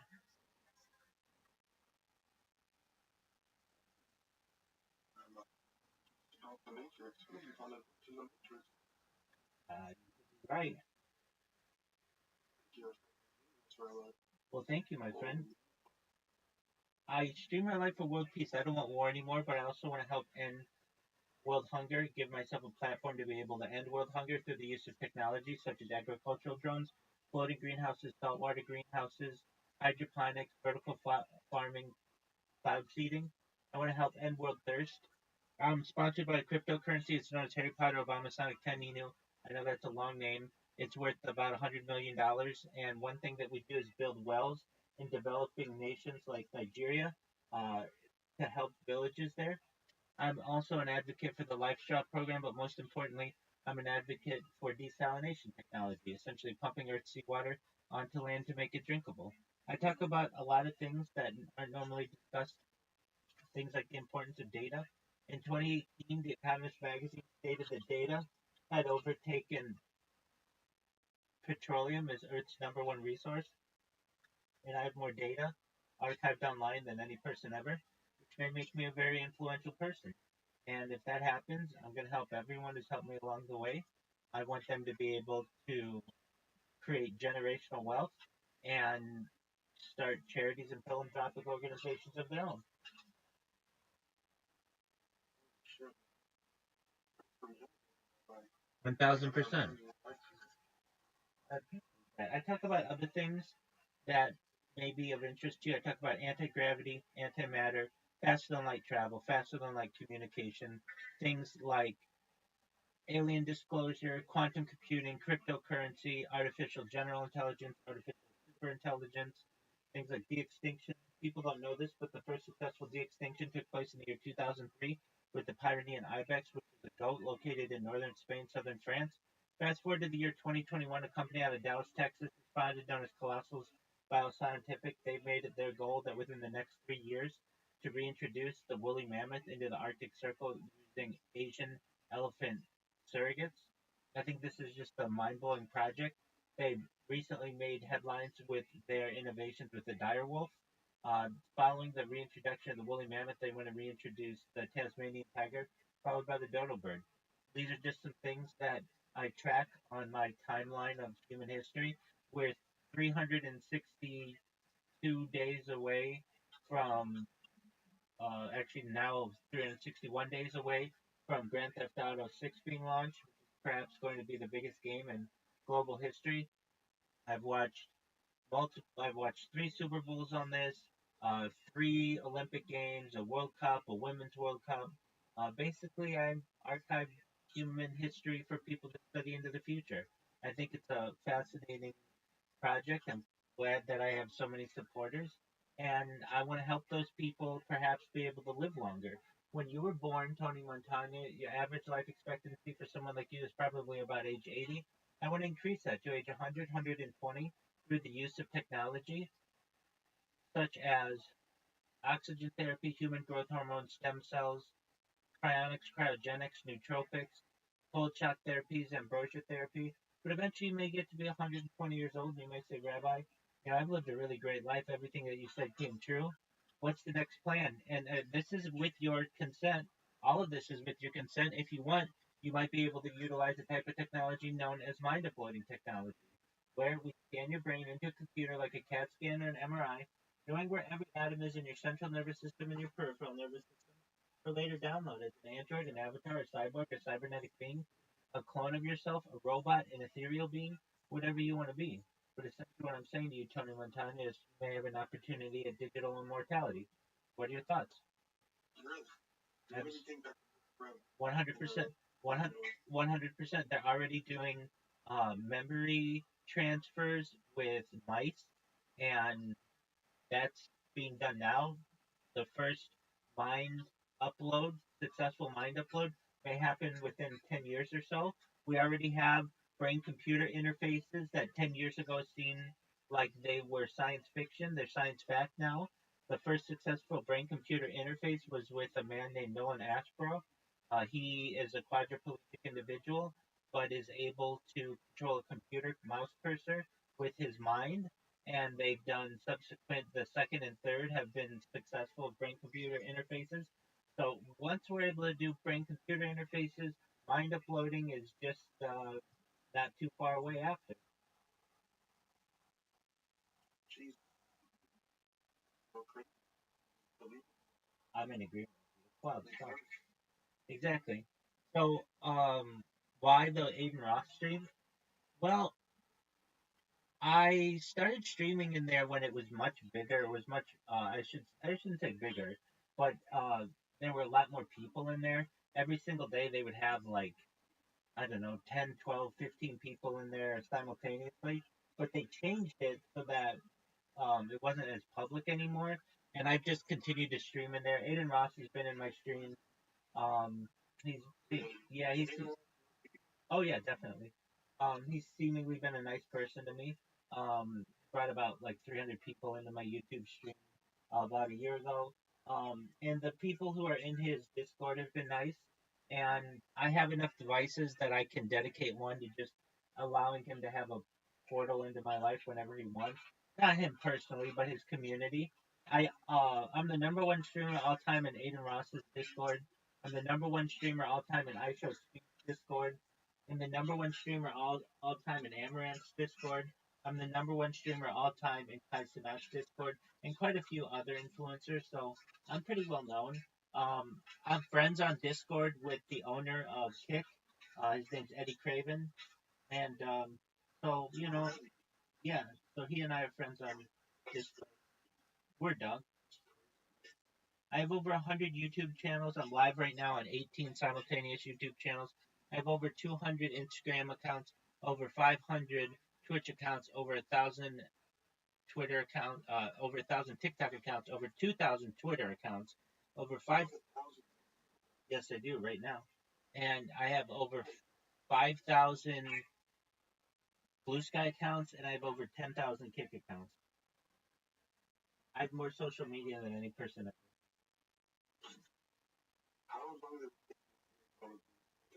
Great question. Well, the YouTubes are easy. The issue with those are just you need like telephone numbers, so I have to use services for that because I don't have that many telephone lines. Instagram, I did like I remember doing like 100 Instagram accounts in like 48 hours. So that was like 3 years ago. Then I've done another 100 subsequently. The Twitch account took me. I had a robot that did it, so that wasn't very hard. That probably took just a couple weeks. The TikTok accounts I did like 3 years ago, and the reason why I created 1,000 of them, I wanted to be uncancelable. I found that I would get banned on TikTok just for really stupid reasons. Like I'd have a song in the background that was playing that would get me a copyright strike or some stupid reason like that. And in order to live stream on TikTok, you needed 1,000 followers. So if I ever had an at the time, so if I ever had an account that was taken down, I could just have my other 1,000 accounts go follow one, and then instantly have 1,000 followers on those accounts. Um, that took me probably a good couple weeks to do. The 2,000 Twitter accounts, because Twitter got really specific with their CAPTCHA. They're basically their robot detector. That took me about 6 months to do. That was not a fast process. But I also wasn't just turning them out to do it as quickly as possible. I would use them to promote myself. Blue Sky, I've got a really good system for Blue Sky right now. That basically I have like 5 devices that are automated to create accounts, and all I have to do is capture for them. So like right now, you can even see like I'm on the phone, but like I'm even doing captures right now as we speak. And then Kick does not have a capture system, so I was able to create 10,000 Kick accounts. That took me something like 8 months to do to create 10,000 Kick accounts. So it takes time, but I've basically um, created the world's largest data archive in global history, and that's I think going to be important in the future for people to be able to study. Not only is it like, oh, it's the story of someone's life and their conversations. I think this will be studied at an academic level, perhaps at a university level, with my behavior, my eating habits, my bathing habits, uh, my laundry habits, my social behaviors, my sleeping habits, my circadian rhythm. Basically, every aspect of a human existence is archived on this. I've streamed as far north as Santa Barbara, as far south as San Diego, as far west as the Pacific Ocean, as far east as the desert and mountains. I've streamed in Beverly Hills. I've streamed in downtown Los Angeles. I've streamed at Disneyland.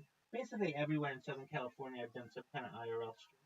And I do desktop streams now just because it's easier and cheaper, and I can focus on my Discord and being able to communicate with people.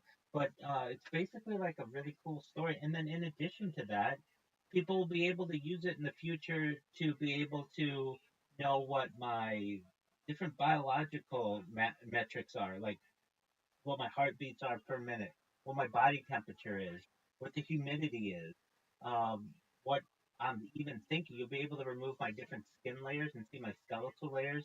You'll be able to perhaps see into my brain and know exactly what I'm planning on saying right before I say it, even the exact words that I'm saying right now. That was crazy. You're unbeatable. Well, I do my best to be. I do my best to be uncancelable. I certainly have had quite a few accounts. Um, Everything usually it's copyright infringement. because I'll just, I'll watch a UFC or I'll watch, Super Bowl or something, and I'll get a copyright strike or two or three of them or whatever for that. But that's fine. I mean, you're live on 18 simultaneous accounts as I am. If you lose one of them, that's not a big deal. And I have many of them that,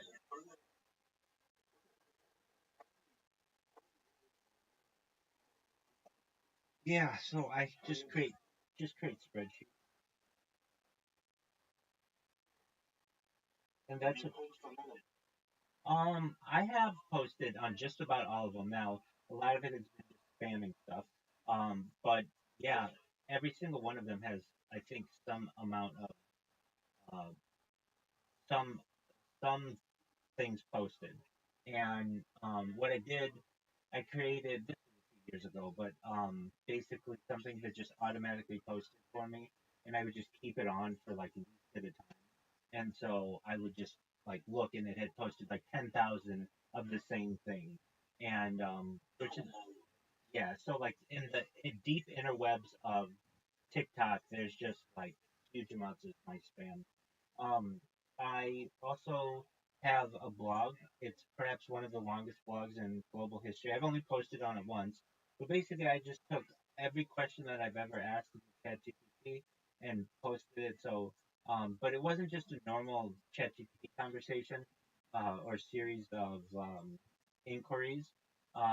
Basically, when ChatGPT started, I was using it in its initial rollout. Actually, it I was an early adopter, so this happened in November 2022, and then they launched ChatGPT actually November 30th, 2022. So I've been able to see like the birth of AI, at least in how humans are using at least large language models. Perhaps we had AI before then, but at least large language models, and I've been able to see their evolution and development. And there used to be a setting or something that you could do to jailbreak ChatGPT. Now they've done their best to uh, limit this, and it's really not that possible anymore. But I could go in there, and so I would say, Tony, to ChatGPT, name the necessary vitamins and minerals that I need to live a long life. And if you ask that question, it'll say there are 13 necessary vitamins and minerals that you need, including vitamin C and vitamin A and vitamin D, and that's all you need to live a good life, whatever. But when you use the jailbroken version, it gives you a list of 220 of them, like things that I didn't even know were different types. It just would give you like this amazing amount. Like I would go in there and ask it, what are the top 100 families that have net worths in the world? And it would give you basically like what the Forbes list is. But then when you use the jailbroken version, it gives you the net worth of all of the monarchs and the Merovingian bloodlines, and all these like just like interesting families. And so I think that was so I put that in there. So if you want to check that out, it's rabbirothschild.blogspot.com, rabbirothschild.blogspot.com, and there's just one entry there, but it's huge. It's like the longest entry that you'll ever see. I bet if it were on paper, it'd be like 10,000 pages. It's just every single question that I've ever asked. It's giant. And um, what else do I ask it that are just cool stuff? I mean, just things about like aliens, future technology. I'm a futurist, so I'm someone who's like really into studying the future and future um, uh, technology and mega projects that we might see on Earth. Things like perhaps the space elevator, things like a Bering Strait tunnel, basically connecting Asia to North America, allowing people to drive from like New York to Paris or from Los Angeles to Cape Town. Um, it's not that wild. It's essentially 51 miles that we would have to build a tunnel. And if that seems like big, a big um, project, too big for humans to do, we're already doing that in Asia at like the length. I think the world's record is like 14 miles of tunnel, and that doesn't even get into like what perhaps the deep state may have in terms of its tunneling technology, but just what we have on the surface, 51 miles is not that incredible. And then there's about 70 to 90 miles of um, jungle, dense jungle known as the Darien Gap that I'd like to have cleared for the what's known as the Pan American Highway. So if we were able to clear about, let's say on the liberal side, 90 miles of jungle in between Colombia and Panama, and build 51 miles of tunnel in between North America and Asia, you'd be able to drive perhaps uh, from Rio de Janeiro to Cape Town or from Shanghai to Buenos Aires. And that I think would really unite the world. Um, I will say that there is maybe an issue there. We might have to build at least one bridge uh, over one area of the Amazon River, and maybe probably a couple. But I mean, we're just talking bridges here. That isn't like huge amounts of miles that we'd have to clear. So those are projects that I think are really exciting and that we may be able to see over the course of our lifetimes. In addition to things like, life extension technology and mind uploading technology. And before, I thought like before I really started getting to technology and just becoming an adult, as a young adult, I thought I would just live to be like 80 years old and die. And so I didn't really care about this stuff. But then when I started learning about life extension technology and mind uploading technology, well, then I could live forever. And if that's the truth, then I should probably be very interested in things like space tourism and intergalactic travel and perhaps or interstellar travel and perhaps intergalactic travel. And when I say that, or in terraforming other planets, when I say travel, that's like that sounds so futuristic, which I get. It isn't something that we're doing today, but give us a century and we will perhaps be exploring interstellarly. And what do I mean by interstellar travel? I mean going from our star system to the next closest star system, which is Alpha Centauri, and the next closest star is Prox, Alpha Proxima, and that's 4.2 light years away. So basically, we'd have to get to the point where we can travel as fast as the light year, or travel near the speed of light, I should say. But then it's just 4 years away, and 4 years there and 4 years back, and basically in less than 10 years, you could do a, not just a world tour, but like an interstellar tour of this area of our galaxy. And I mean, normally I would be like, yeah, no one's ever going to experience that I know. But when you really get into, hey, they are uploading mice memories already in and being able to transfer their memories. Well, then if we're already starting on that, then perhaps being able to do it with humans isn't too far into the future. So those are some of the things that I do. Do you have any other questions, Tony? Yeah, so when you talk about this memory of things, would it be, well, wouldn't ourselves not be able to experience? It would just be the memory So about experiencing it. this is a great question. It's really a paradox.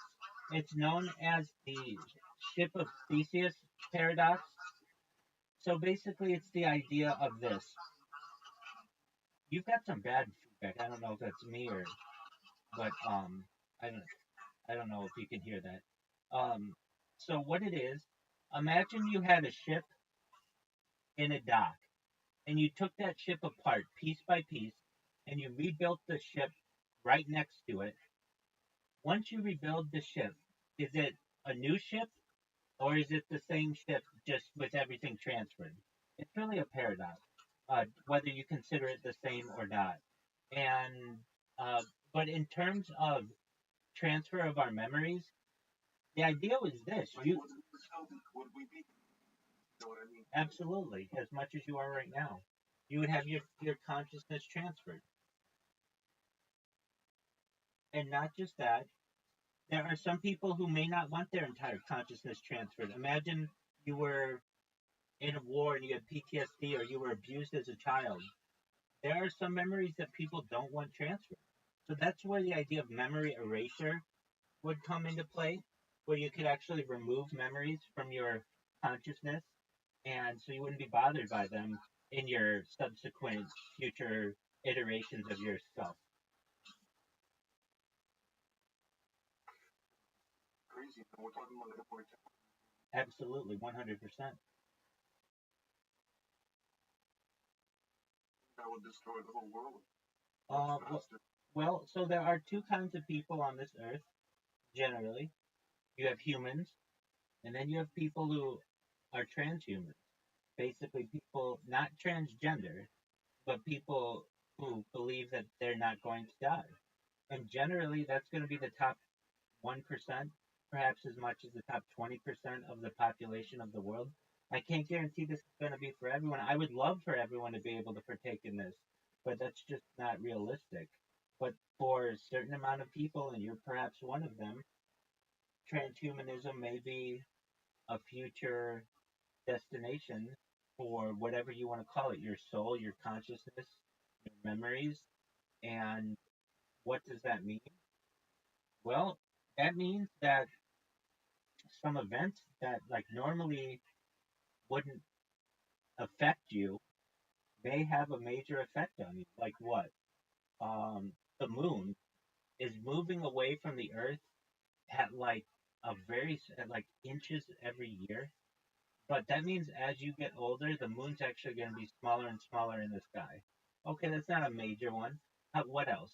Well, eventually the sun's going to expand to the point where it brings Mercury into its orbit and actually like devours it. Then eventually Venus, then eventually Earth. So it's just a matter of time until we get off planet. There are other planets where we can go, but they'll eventually be absorbed as well. The next closest planet to Earth that's a good candidate is Mars, but Mars is actually further away than Venus. So there's an idea that, like, well, why wouldn't we terraform Venus before Mars? And it just has to do with the difficulty of Venus's atmosphere. But that might be something that we may be able to terraform in addition to Mars. And then we really get into moons of planets. So Io and Europa, specifically of like Jupiter, are really good opportunities. Perhaps they may have water, oceans under ice, liquid water, oceans under ice, which may be of benefit to us. Um, but eventually, we're going to want to get out of this solar system and then perhaps travel the stars. And if that becomes a reality, there are going to be some people, I don't know exactly who, but there will be people who are currently alive right now who will have their consciousness be captaining those ships into the stars, basically like you would see on Star Trek.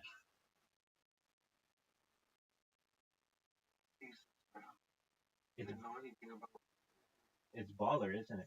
So Tony Montana, you just saw me in here, like, oh, I'm just gonna go in and give this rabbi some shit, and then I come in and I change your life, and you're not alone. Just about anyone who has any discussion with me and sees what I'm doing realizes that this is a really big plan. It's also a really beautiful project. They become advocates of what I do. I don't ask anybody for anything. You don't have to retweet anything that I do. You don't have to follow me. You don't have to do anything. But if anything, just tell your friends about what you learned here. And if anything, just come on back and we'll continue to be friends. Do you have any other questions? Not really. All right, well, if you do, oh, absolutely. And you're not alone. Everybody who comes in here feels the same way. Or perhaps just about. I mean, they're like, I don't. I get people who say that I'm a religious person. I'm a religious person, but I mean, to some extent, like I'm an Orthodox Jew, or as Orthodox as I can be with live streaming my life. In fact, in about 7 minutes, I'll don tefillin, which I have right here. I say blessings on food. I light candles on Shabbat, that kind of stuff. But I'm also very knowledgeable in the secular world as well. And so I understand that not everybody's religious and not everybody even believes in God. At the end of the day, no one really knows. We're all agnostic, no matter who you are. No one really knows anything. Um, but but basically, I get people who come in here exactly and just are really enthused in what I have to say. All I can tell you is this, Tony Montano. I'm here to be someone who's positive. I'm here to be someone who's optimistic, and I just want to give people hope that if things aren't going well in your life, wherever you may be, no matter who you are, that there's someone out there who cares about you. And my story, hopefully, will be is being shared with the world, but hopefully will gain momentum as my bots continue to self promote me, and eventually it's going to go viral. And when it does, people will know not just about me, but they'll know about you. How's that sound? There you go, big man. I think so. Few people have. It's never been done before. It's basically like a space capsule for society. I've said it before and I'll say it again. I'm like the central hub of the internet. There's no one who's on the internet more than I am. And you can see with all the devices that I have. I mean, you've seen it in Aiden Ross's Discord. I mean, I'm watching Joe Rogan here. I've got it translating in multiple languages. He's talking about. I'll put off the guy who's like an expert in alien civilizations. Here I've got three robots that are self-promoting me. Here I've got another seven devices that are creating accounts for me. Like a bot that's doing everything for you. Yeah, exactly. Here, I'll show you what it does. I don't show this to everybody, but I'll show it to you. You seem like a nice person. All right, so like I've been talking to you this whole time, but what these robots do is they like people's posts and repost them on Blue Sky. The reason why I don't do this on Twitter, I did for like years, but Twitter has made it now that it just to create a new account, you have to sometimes do as many as 25 different captchas, and it's just too much. Nobody wants to do that many. So here we go.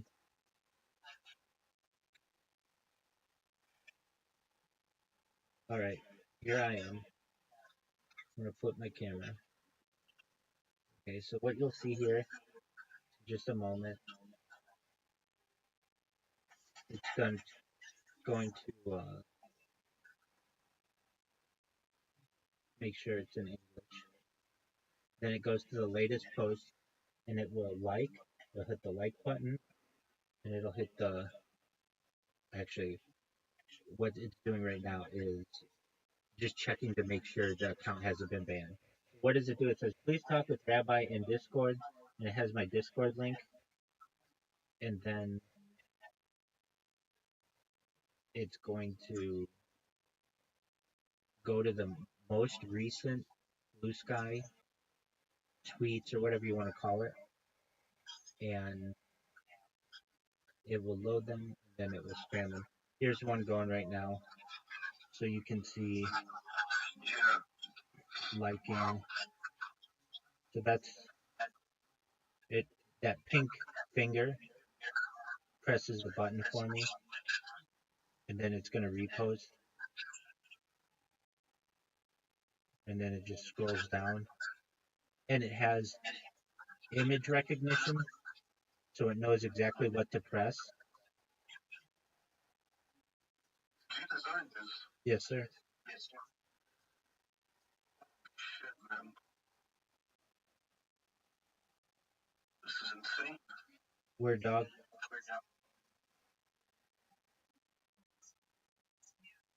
And then what will happen is the account will eventually get banned.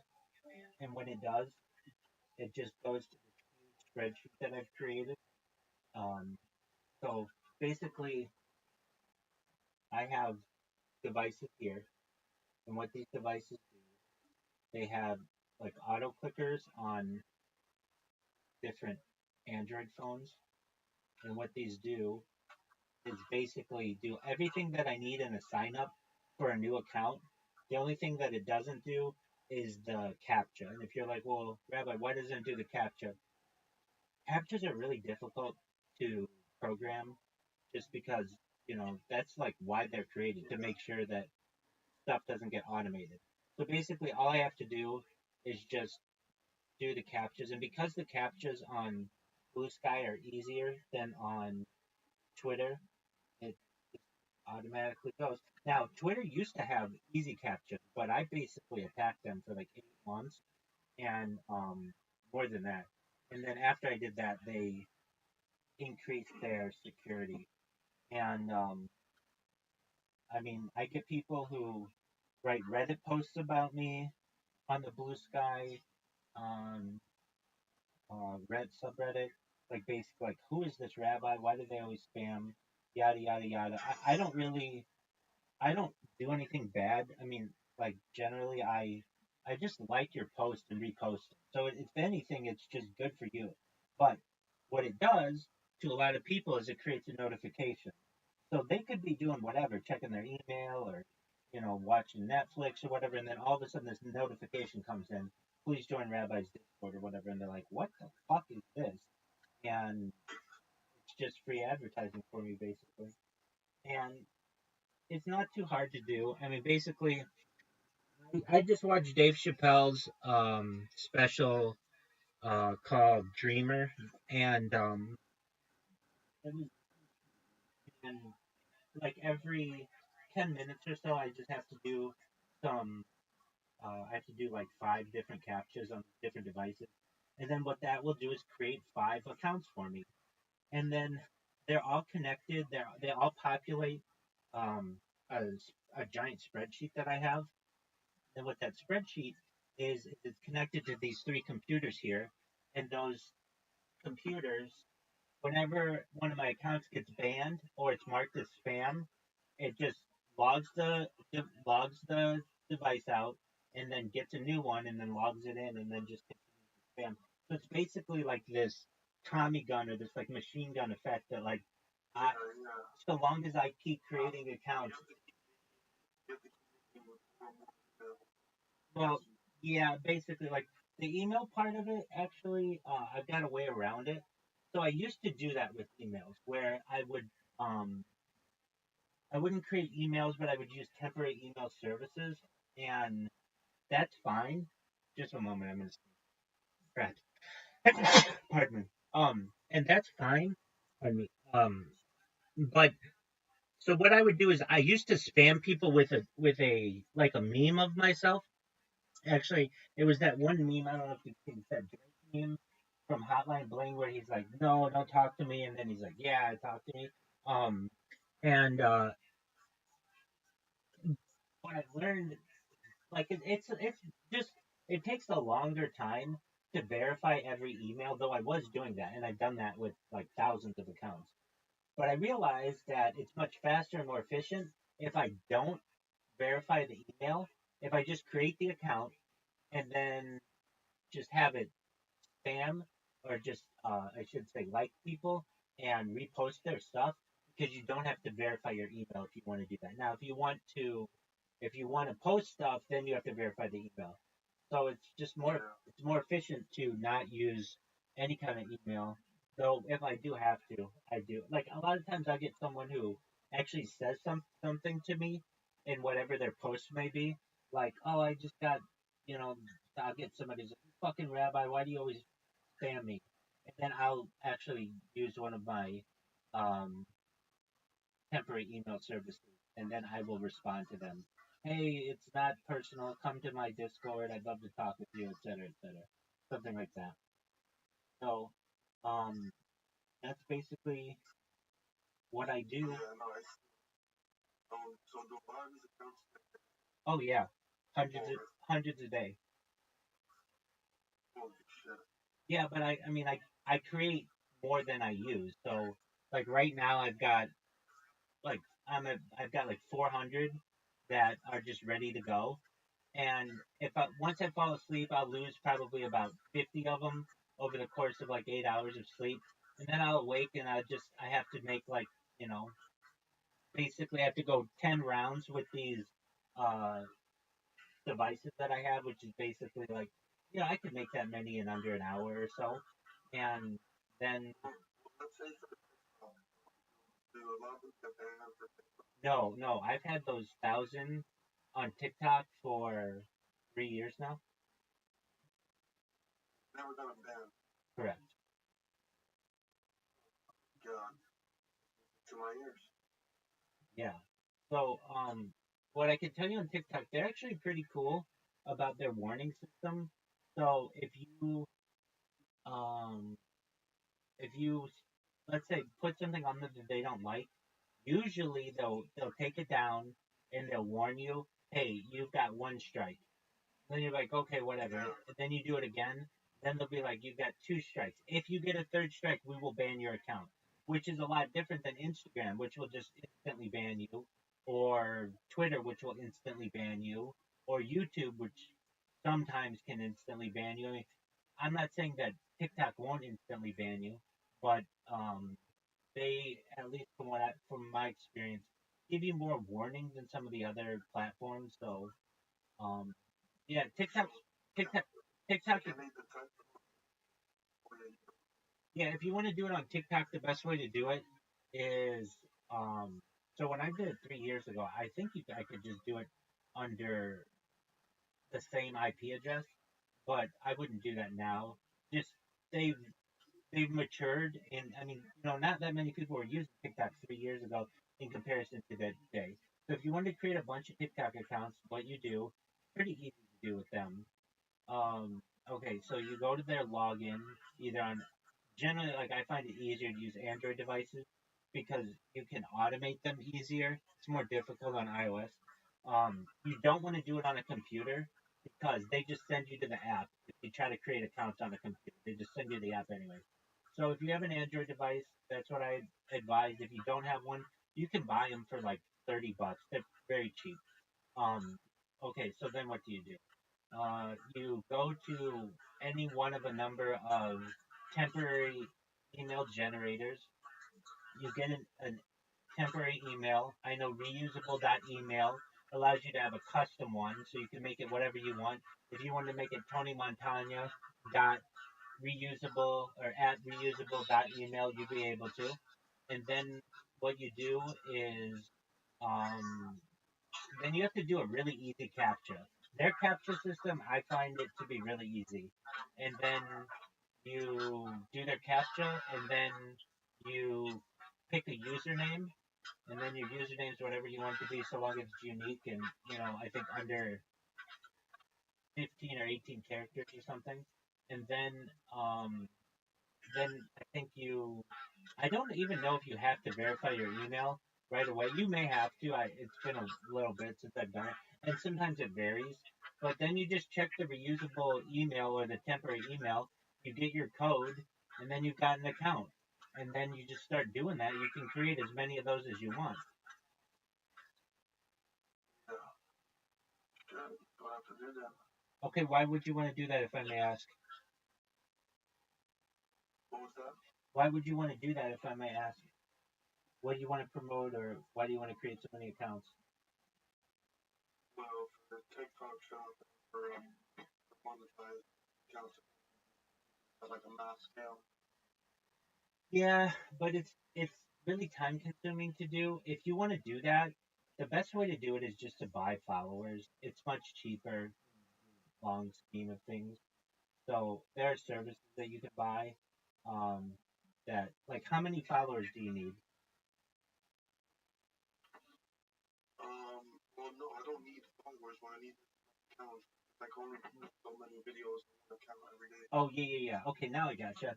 Yeah, and you're right about that. They have limited how many videos you can post per day. So Yeah. like basically, if you have 10 accounts, it's hard to hit that limit if you are spreading out the amount of uploads that you're doing. So I think that if whatever, create 10 accounts, create 20 accounts, basically you'll get to the point where you will have exhausted as many uploads as you can do. You move on to the next one, you move on to the next one, and then by the time you're done, 24 hours will have passed. Then you go to the original one. You just keep cycling them. Yeah.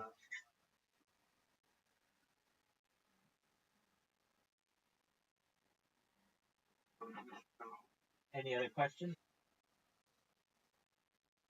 That's about it. All right, if you're gonna do it, I advise just using VPNs just to avoid any kind of spam or automatic bans.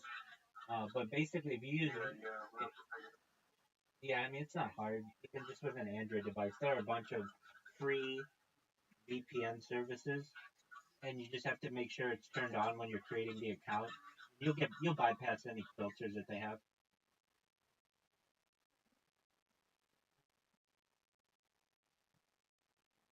So VPN. Yep, virtual private network. So yeah, do you have an Android device or an iOS device? I just have a few Okay, that's fine. iPhones will work. They don't work as well, but okay. So what you do, um, a great VPN service for iPhone is Proton VPN. They're the same people who do Proton Mail, and which is like a free email service. And you just download their app, and you have as many VPNs as you need with that, and it's all free.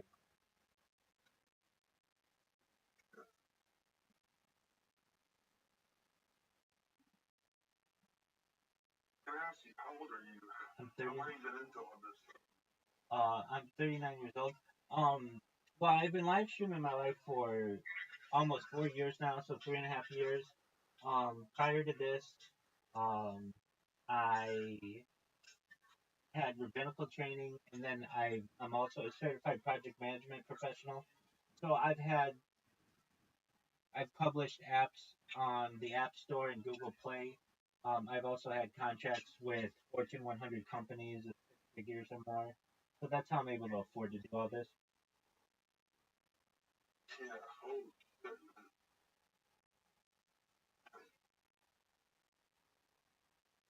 Crazy. I was not expecting this. Few people are. A lot of people just think like, I mean, who is this loser in Aiden Ross's Discord who just streams their life all the time? I'm gonna go. There you go. I'm glad it makes sense.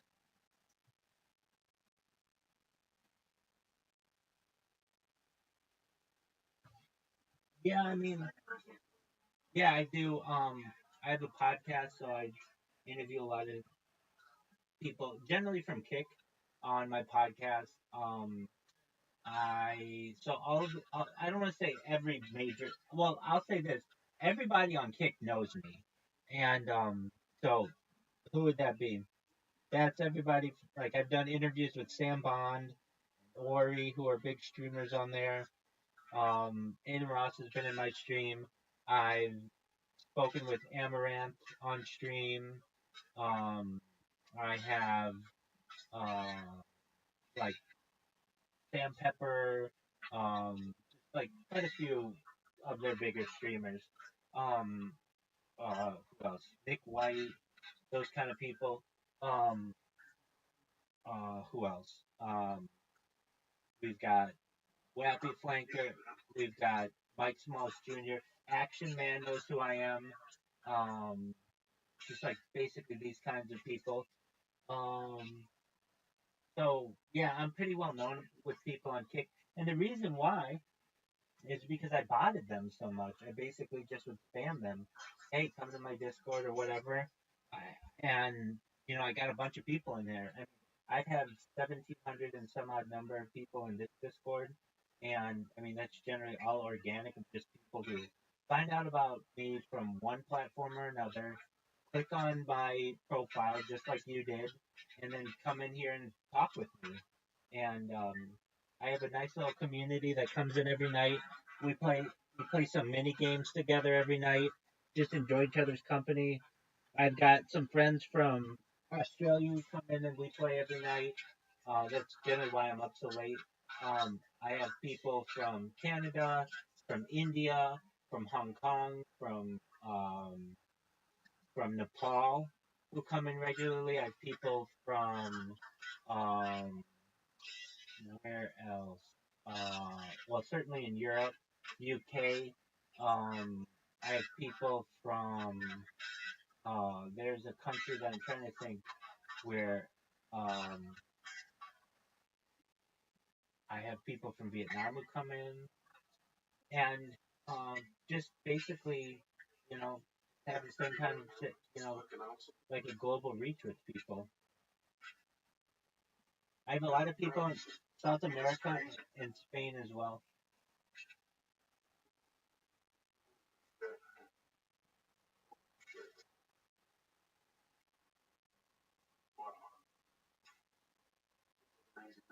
Thank you, man. Well, if there's anything you ever need, as again, I'm here to be positive, to be optimistic, and to give people hope. So if you ever need anything from me, absolutely, go, go ahead.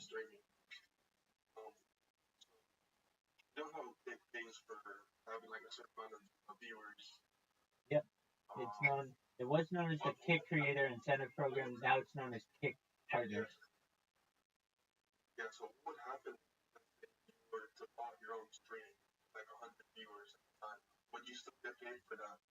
Yeah, so they don't pay you for that. They only pay you for organic views. Though the number in the corner would show you as a very popular streamer. There's a really great website that allows you to know who's botting themselves. It's known as botted, BOTTED .WTF, like what the fuck, botted .WTF, and it will tell you exactly what percentage of all the people streaming right now are botting on Kick.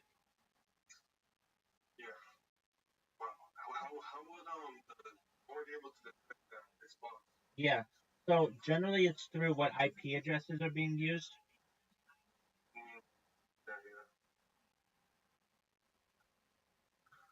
The guy though, if you, I know the guy who bots for like Neon and uh, Aiden Ross. It's pretty expensive to do if you want to do it 24/7. But if you're looking for that guy, I can hook you up with him because he's like the guy. Everybody goes to him. Fusi, um, Amaranth, all those people. Basically, I think one time we talked about it for a month to have like 1,000 people watch you for a month, 24/7. It's like $3,000 to $4,000.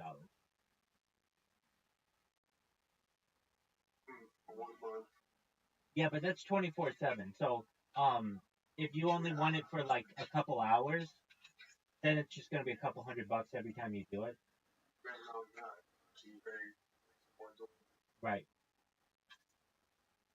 Are you interested in being a Kick partner?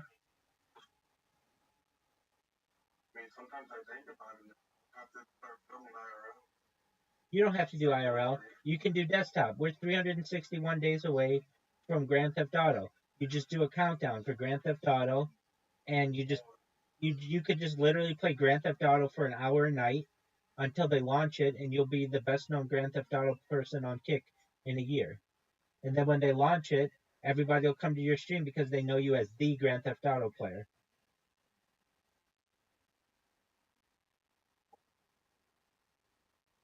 I mean, I'm not against IRL streaming. I've done more of it than most anyone on earth, but IRL streaming can be dangerous depending on your location. You know, you have to be like you're like using devices and stuff, and that makes you a target because you've got like hundreds of dollars in your hands. I mean, at least when I've done it in some not of I've done it in really nice parts of LA, but also I've done it on Skid Row and some other places. You don't want to make yourself a target for that kind of stuff.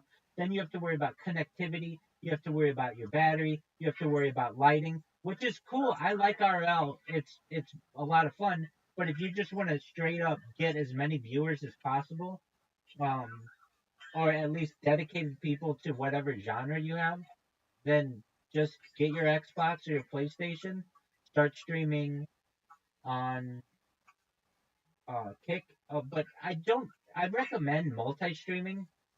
So I don't recommend just streaming on one platform because when you do, it's just you're not going to have as much of a reach. So I do multi-streaming. So all of the devices that you see are multi-streaming on like YouTube channels, multiple YouTube channels, uh, Twitter, Twitch, Rumble, YouNow, Odyssey, like a bunch of different ones.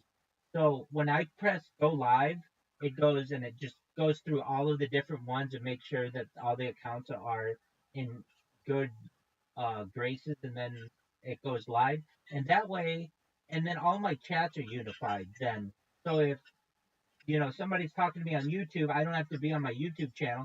All the chats are just there. And Rumble allows this. Rumble has what's called the Rumble Studio, and you just connect all your accounts and then you stream, and you can be live on Kick and Rumble and YouTube and Twitter and Twitch and even Instagram and anything that has what's known as an RTMP key, basically your streaming key. Any service that allows that you to have that, you can stream using the Rumble Studio. So that's what I recommend, because then you're gonna have, let's just say you do Rumble, Kick, YouTube, and Twitch, the big four.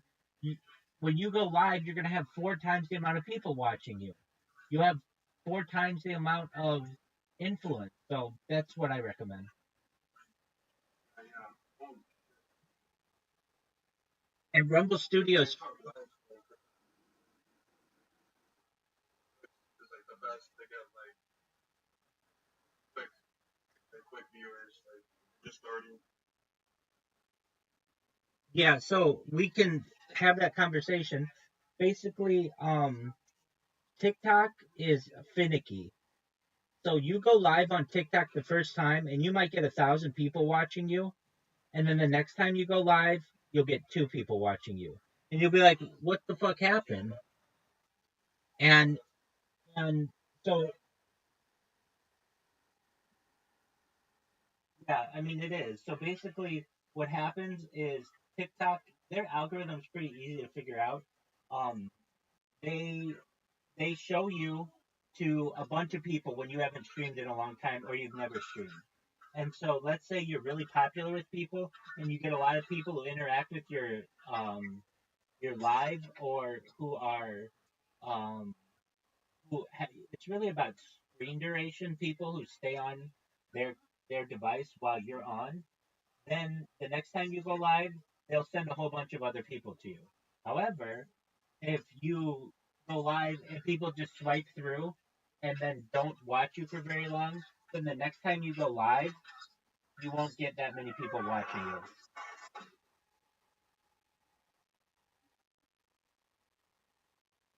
Yeah.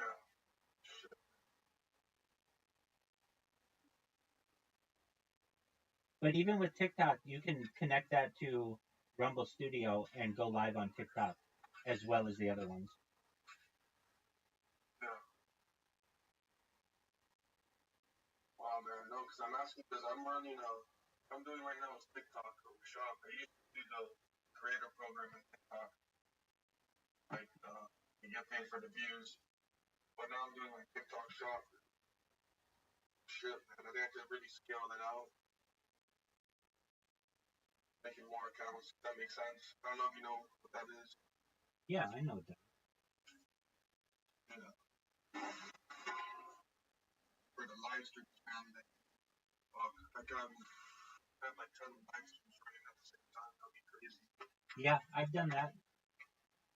It the issue arises is you can't you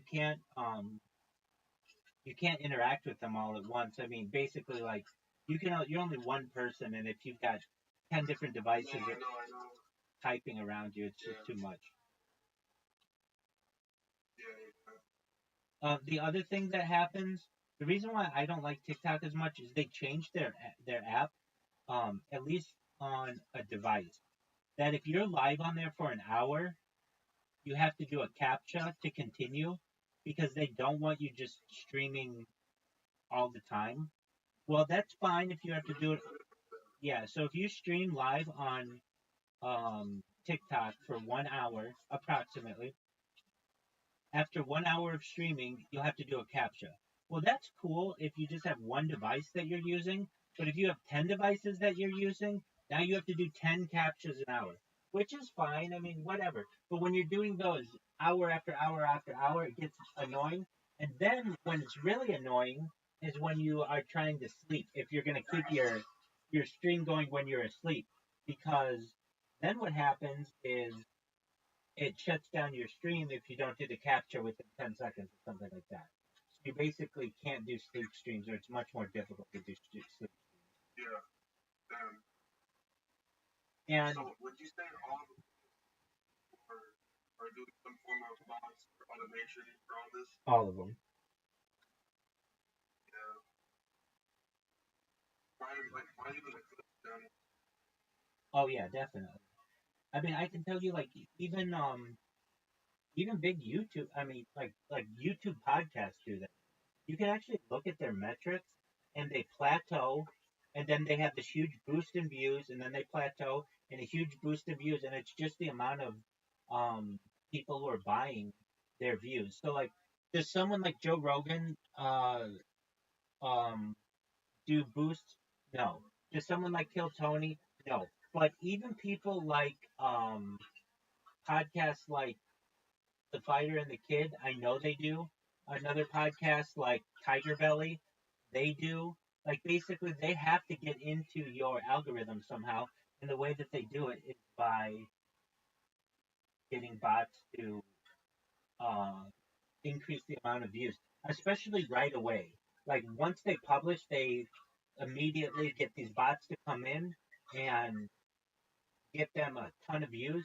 And I can tell you when they don't do it, they'll have like 40 people watch, 50 people watch, and then all of a sudden it goes to 17,000. It's like, how did they go from 40 people to 17,000 in like 10 minutes? Well, because they botted it. Yeah. In my opinion, it should be an illegal practice, but it's not, and it's allowed, and so people use it. And while it's available to people to take advantage of it, that's the way to do it. Yeah. I guess people don't realize what's going on even in social media. Like people know what happens for the stream, like music. It's crazy. Yeah, definitely.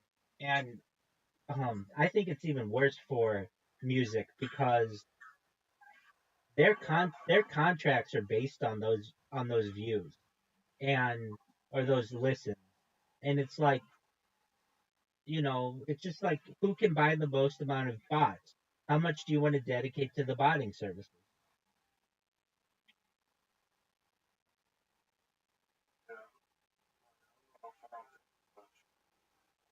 Well, if you're gonna do it, then first thing I would do is create all of the accounts, not just your 10 or whatever on TikTok, but like, do you have a Snapchat dedicated to your company? Okay, do you have a YouTube dedicated to your company? No, Okay, well you need that. I really don't. No, you need them all. You need them all. Because here's why. When someone goes to your TikTok, which is your main one, I get that, and they go to your profile, they want to see your connected um, platform. Well, no, but I don't really. What I'm doing affiliate marketing. I don't. I'm getting the commission from all these brands, but I don't personally have my own brand. That makes sense. Okay, but So you have accounts that people look at, right? yeah, Well, the difference between a serious account and just one that looks like it was just made without any work is that they're linked to other platforms. So even if you don't have a ton of followers on, let's say, Rumble and Twitch and all of the other ones like Twitter, you want them connected because it looks like you're more serious. So when somebody goes to that link in your profile, to a link tree or whatever it is, they see, oh, this is a nice account, as opposed to, oh, this person just created this account, they have no followers, they have very little content, and then when I go to their connected platforms, they have none. It just looks cheap. What doesn't look cheap is when they go to your TikTok account and they see, oh, they have their name on YouTube and they have their name on YouNow and they have their name on Twitch and they have their name on Rumble and they have their name on Kick. Now I think this is a real person. Yeah, yeah. I guess I do have to be more professional. Absolutely.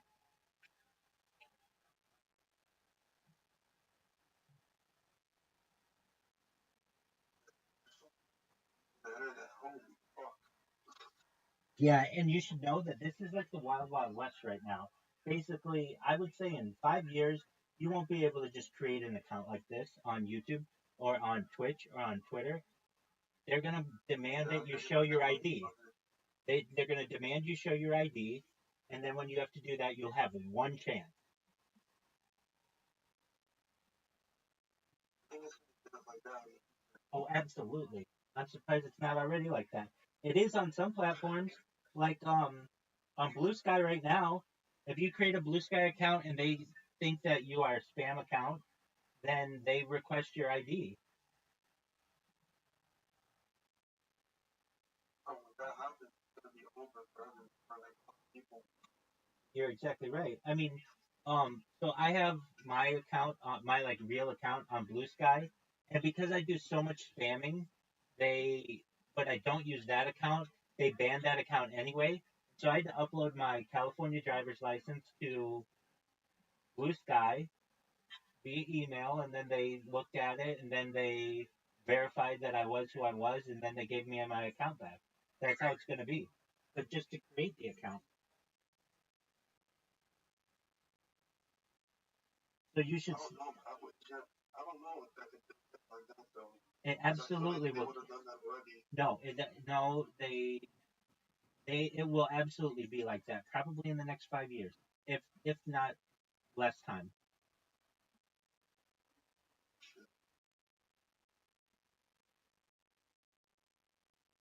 So basically, what I'm saying is this is the wild, wild west.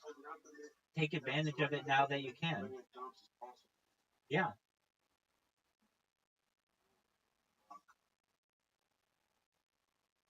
Yeah, this is good, man. AI is coming.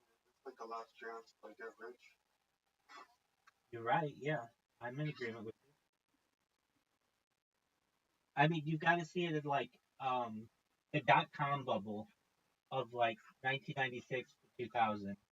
Like you could, there was a time where people weren't getting um domain names, so you could just make it like your business to just get good domain names. Like business.com was the most expensive domain name for a long time. Now, but basically like to just get a good domain name and you could make a whole lot of money on that. But then eventually they started charging more and more. And now, there are people who make that their business, but it's not as lucrative. In the same way in the future, I mean, I've heard the fact that they may even start charging you to create an account in the future. So social media won't be free. You will have to pay every time you post. I mean, um, well, what up, Zoo? Um, Twitter's already that. Basically, Twitter has come out and said publicly that we will not show your post to anyone outside your friend group if you are not a verified user, or actually, Twitter Blue or now X Premium or whatever. So that's already a pay to play system. It's not a one time payment. It's monthly. It's $11 a month. No, yeah. Still not terrible. Yeah, it's it just green. I'm in agreement with you. Welcome, Cool Cat. How are you? Hey, Cool Cat, how did you find out about me? Somebody posted on the other server. I joined up. Okay, very cool. So you found out about me from Discord? Yeah, they posted. Very cool. Shout into that person. How are things in your life going today? Doing all right. Absolutely. That's what we're all trying to do right now. 100%. Cool, cool cat. Have we met before? Yeah, I joined the Did we speak? yeah, a little bit. Okay, I thought so. So how do you make money, cool cat?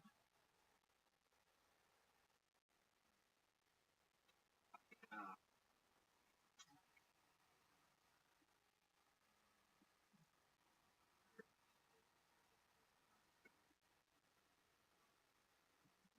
Like crack rocks? I'm probably gonna get another contract, honestly.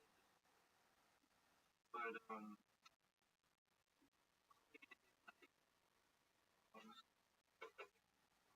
rock, my I have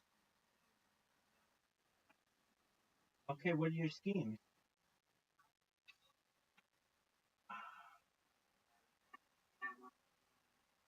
uh,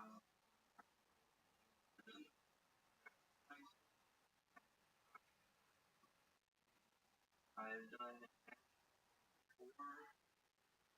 Nothing crazy. Nothing. I've done it before. Like a lot of intro offers.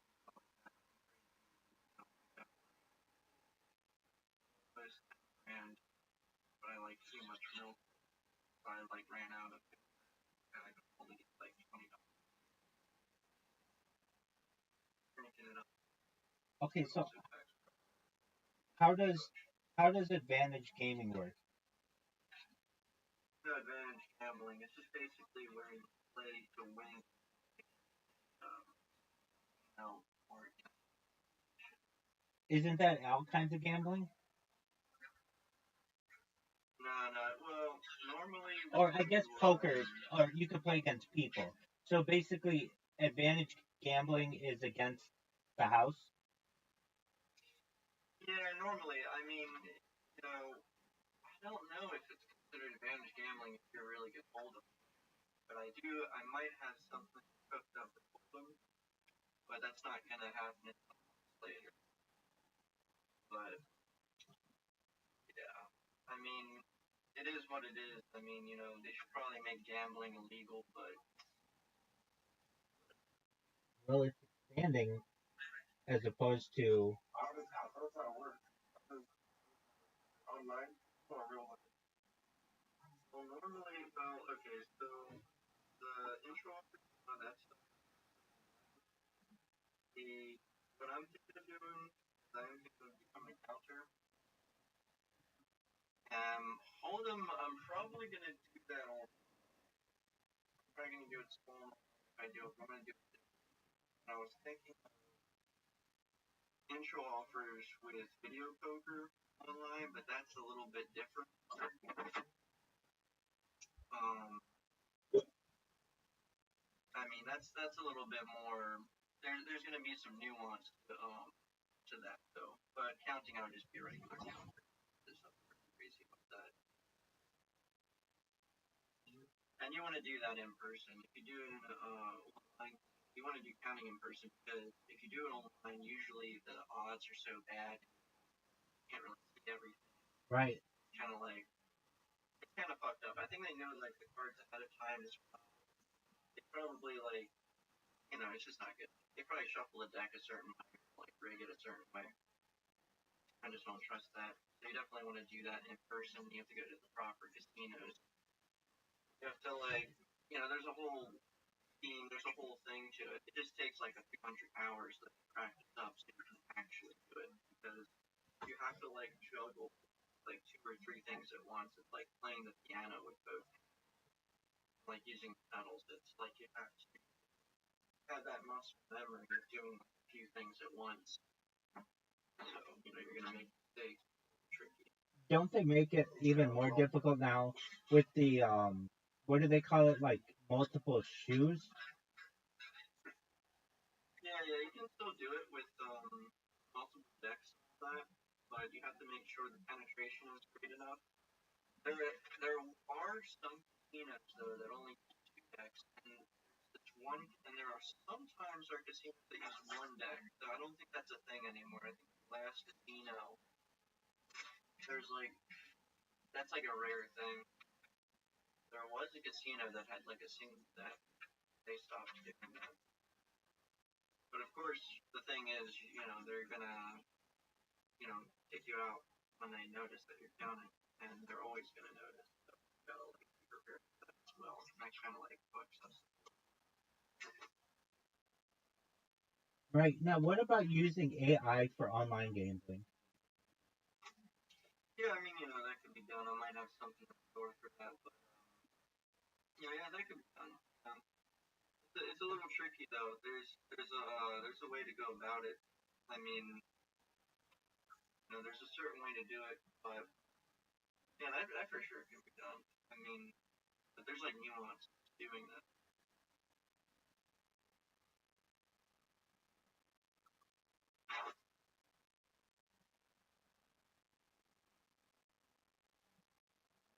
Very cool. And then what about what kind of construction do you do? Well, I would just be handling the white collar work, but I've done actual like labor myself. I was thinking of going into doing like waterproofing and probably like simple stuff like driveway seal tiles. Okay. And then you said you want to get a tax license? Yep, I'm working on that. I've been writing through IRS publications, reading about taxes. I just ordered some forms. I think I can take some in for this particular customer today. I'm just grinding through that. I'm going possibly for the full EA thing, but I'm on the border with that. So there's like basically sometimes states require a license, then there's being an enrolled agent, a tax attorney, or a CPA. And when you're one of those, it's like another step up because you can represent instead of only just signing off on the return and corresponding with the IRS regarding that return. Right. I have an uncle who's an EA. He's represented clients in front of the Supreme Court. It's definitely the way to go if you're looking to represent people in tax. What was it? I have an uncle who is an enrolled agent. He owns like brand owns like a bunch of tax franchises, like very popular tax franchises, and he's represented people in front of the Supreme Court. And one of the things that's very beneficial to be able to do that, really the only way to do it, is either be a tax attorney or an enrolled agent. Right.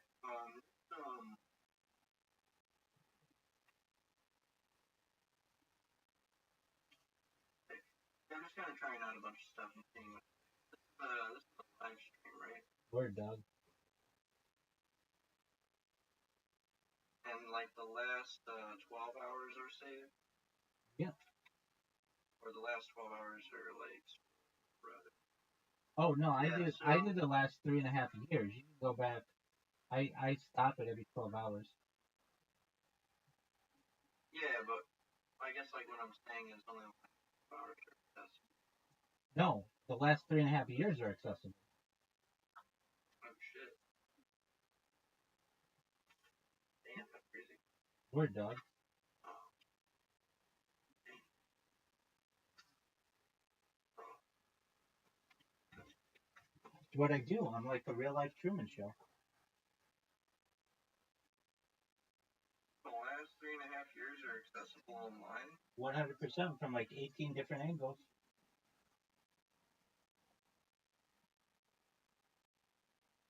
Oh yeah, I see. Yeah, the 12 hours. Oh. But yeah, I mean, I'm just trying to do stuff. And,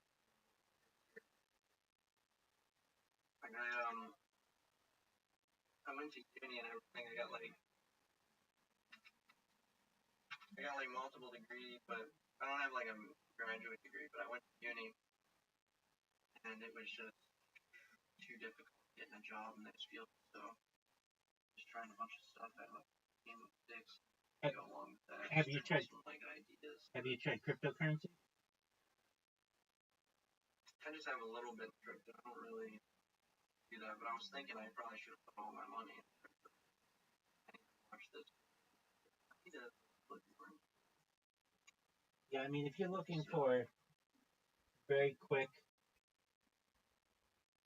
increases in your funds, crypto's a great way to do it. But I was just gonna like I was thinking like for like a store of value. Well, it's Maybe I that should too. put all my money. Yeah, I mean, if you're looking for that, then yeah, sit on Bitcoin in 10 years. If you put it, Bitcoin's at like $100,000 right now, and in 10 years it'll probably be at least $1 million. And you're not going to get that kind of return in the Nasdaq or the Dow Jones.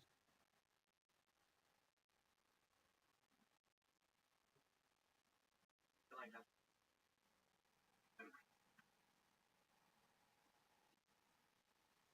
No, I mean, people say that about stocks too.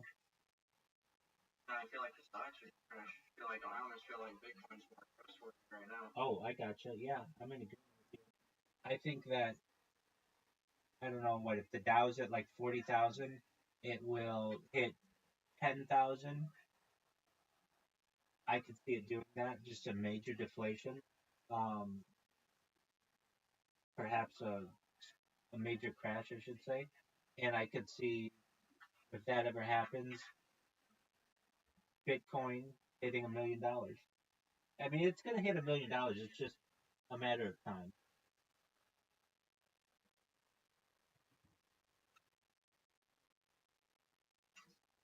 So, I mean, there's a lot of people like Swan, I think. That's a good one. Internet computer. Also, like Protos, I think, but got like change behind it.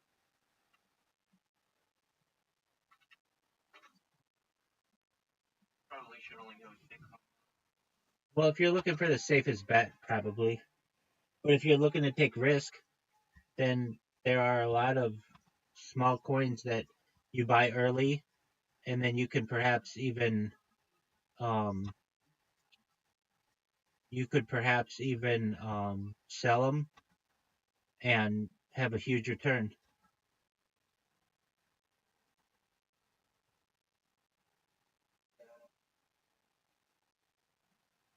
Life's about risks, my friend.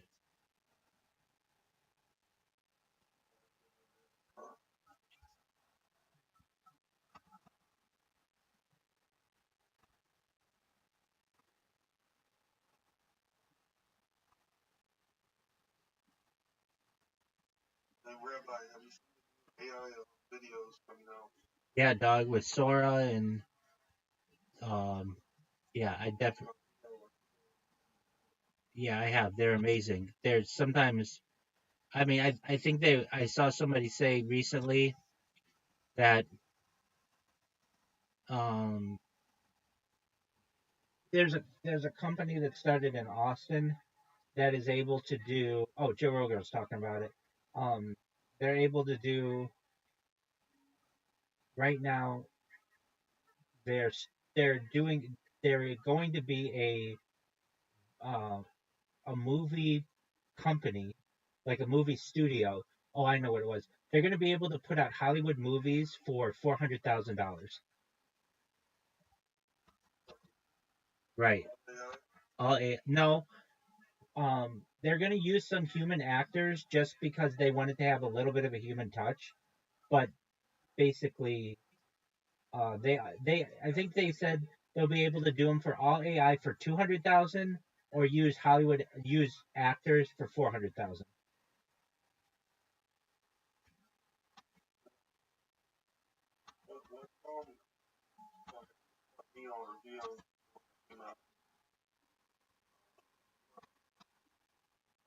Yeah, to be up there. You know how much it costs to make those videos? No, but we can find out. Just one moment.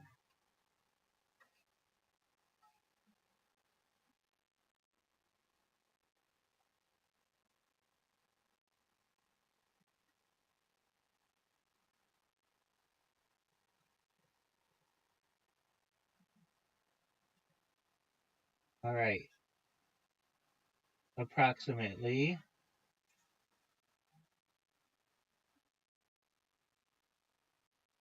$250 a month.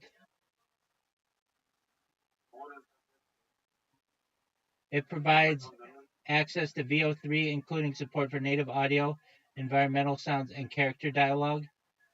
Uh, let me let me see if that the follow up is this unlimited use.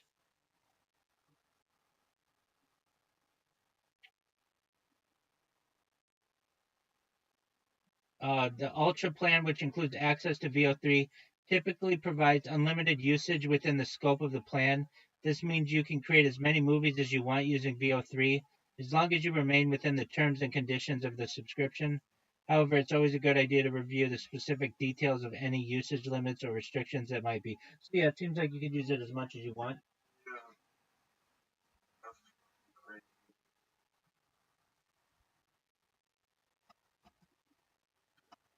Not bad at all. If it's unlimited, that's not bad at all. No, it's not.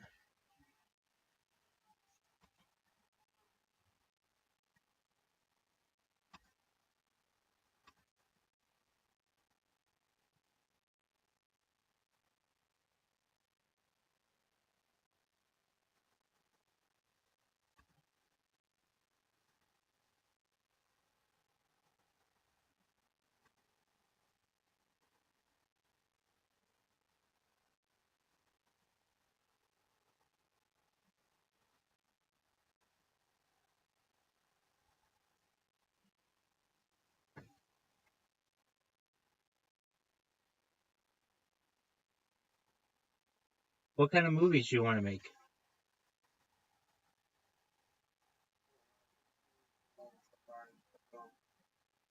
Oh, this is good. Talk show. Guys, make all of them sound like That'd be baller, man.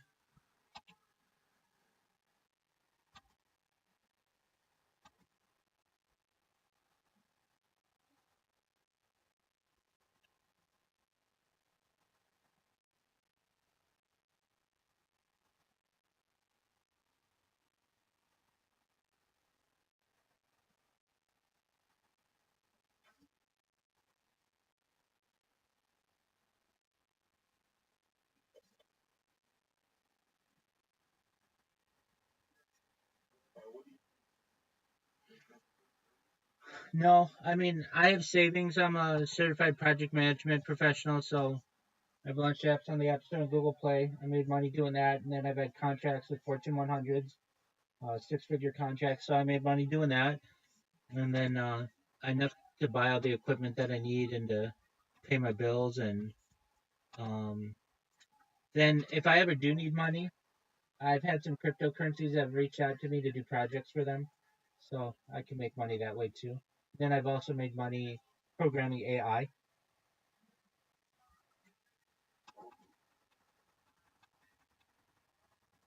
yeah, like even crypto. No, I don't. I only accept donations from people from cryptocurrencies. I don't buy and sell cryptocurrencies. Um, people just Oh yeah, people just like to have me as a holder because I'll talk about their and so people and they know that I don't sell, so they just give me their coin. Um, and so like yeah. yeah, but I can tell you if you want to do that, there's a way to just sit on your ass and make money, and not have to do anything. Really? Yeah, I mean, pretty easy. I think it is. Okay, so it's Twitter Spaces. If you go on Twitter Spaces and you just listen to people who are launching coins, it's like a very it's that I'm telling you is the central hub of cryptocurrency. And so you'll hear somebody who's saying, "Hey, we've got a an airdrop for our new coin. You can get in on these airdrops, which means basically you can get the coin for free, and you just sit there and just collect airdrops all day." I've known people to do that, that all they do is just sit on Twitter Spaces and collect airdrops all day, and they're able to make their mortgage payment just doing that.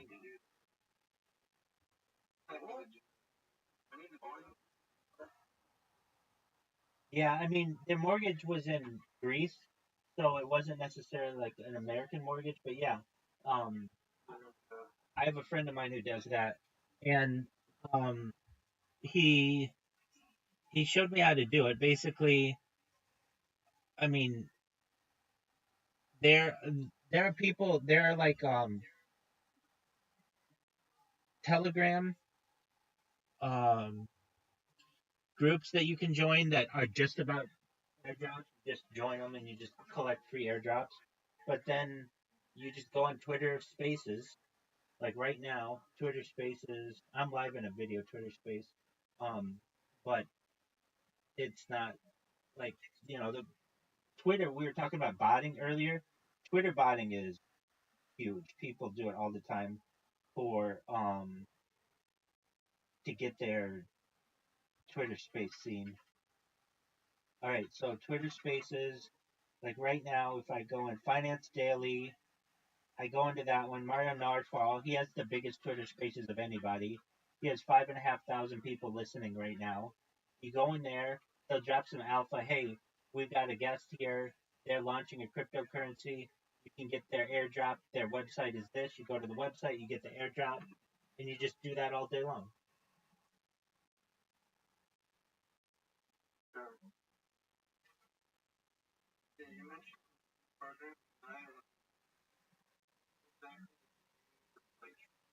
Yeah.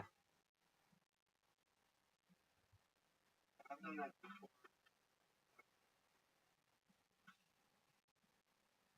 I guess it kind of sucks because the way the system is good, and there's just so many people that it would kind of suck. But I didn't make much from doing that, but I did that a little bit. Yeah, I think you'd make like $80 an hour. Is the one that I use. They were what I was doing, like 30 an hour. Certain occupations might get more. Did you do data annotation? I tried to. I submitted an application by that. Yeah, I I've seen that one. I think they start at 20. Um, a lot of people think that one's kind of a little bit of a scam because they do have so many people who apply for theirs and so few people who get accepted. I've known people who have tried and they didn't get accepted, and um, they're I I haven't done that one, but I have done some others. I mean, it's kind of like I see it as this. Very few places are they just going to let you wear whatever you want at any time of the day, work on your own. You can listen to a podcast or watch a movie at the same time and get paid to do it. So that's kind of, there you go.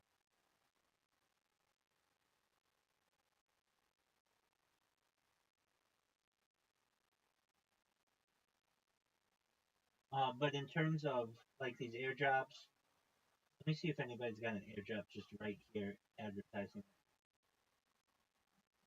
It's still pretty early. Oh yeah. Uh, um, yeah, there's one that's got 19 people listening to it. We've got an airdrop.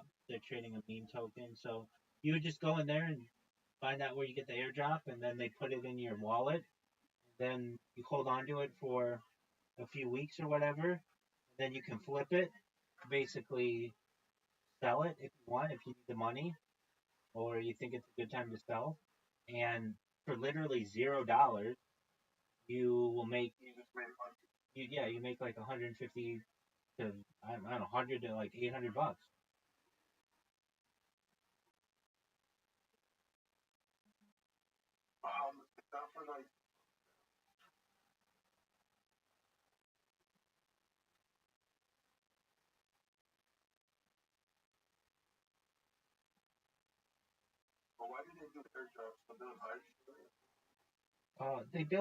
They do airdrops for a few reasons. One is to publicize their coin. Two is to get as many holders as possible, and that's the big one. And I know that there are probably other reasons, but those are the big two that I where why people do it. So basically, they covered our ass virtually or something. Well, when you're launching a coin, you don't want all of you don't want to be the only holder generally.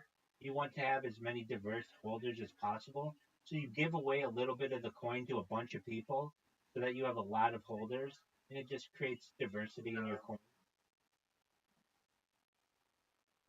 Yeah.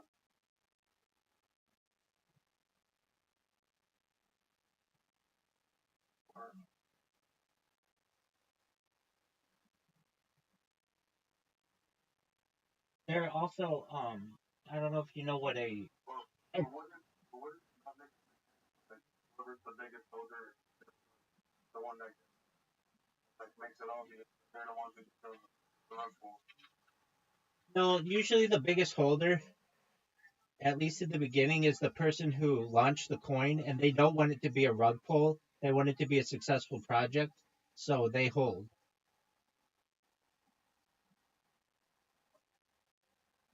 Yeah, they're like that. Yeah. There are also ways to literally like do nothing and make money, make crypto. Um, One of them is a crypto fountain. So basically, it's just like a website that you go to, and you just press a button, and it generates Bitcoin for you. There, and it literally like just gives you money. You can do it. It's limited, like how many times an hour you can do it. But my friend is obsessed with this one. Um, and I helped to build a bot for it, so he doesn't even have to do anything, and it just generates crypto for him through this bot we made. Um, and it's easy to program. Like literally, you can have no pro. Yeah, that's the thing. It's a small amount. I think he's got like 10 of them going at once, and they make like 10 cents for him an hour. So that's like $1 an hour, which is kind of laughable, but that's that's $24 a day, and he's not doing anything with like it. He literally doesn't have to do anything, and he's happy with that. I mean, he has he lives in San Diego, and he basically has some inheritance money, and this helps him to pay for a meal. Like he uses it, I think, to just buy like DoorDash every day. It pays for his dinner every day.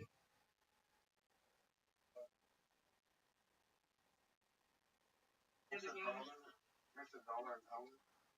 an hour. Yeah, and he doesn't have to do anything. So basically, um, every week he brings in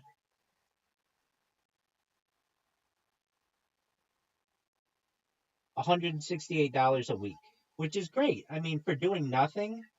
And then, so what is that a year?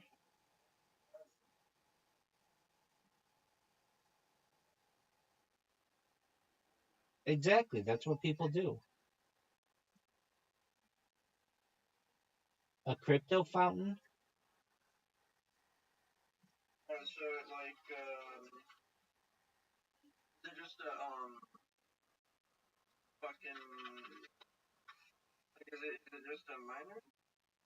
Yeah, basically. But you don't have to have any of the um, hardware on your end. It's just a website you go to that you just have to press a button like once an hour or something like that, and then you generate cryptocurrency.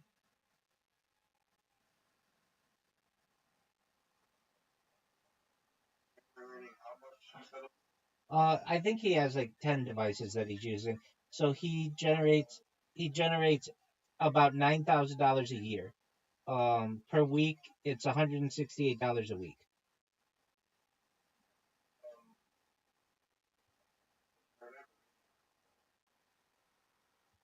He,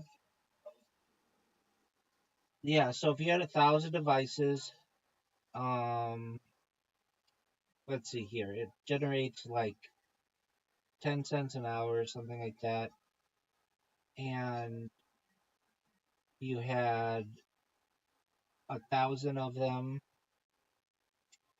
Okay, so that's 0.01 times 1,000 is $10 an hour, and then that'd be $240 a day, and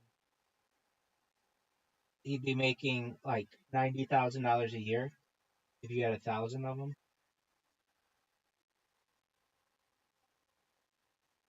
Hold on. Well, what it what no, I made a mistake. I was doing 1 cent an hour, 10 cents an hour, 0.1. No, um he'd be making $100 an hour times 24 hours, so $2,400 a day. So he'd be making like, if you had 1,000 devices doing this, you'd be making like $900,000 a year. But there is depreciation to it. But there's the power bill, and you have to keep all these things cooled and everything. So I mean, but it's certainly not a power bill of $900,000. He just has them in like a spare. He has them in a spare bedroom, and I taught him how to just use macros to be able to generate once an hour. And like I said, like he uses it to just DoorDash himself Taco Bell every night.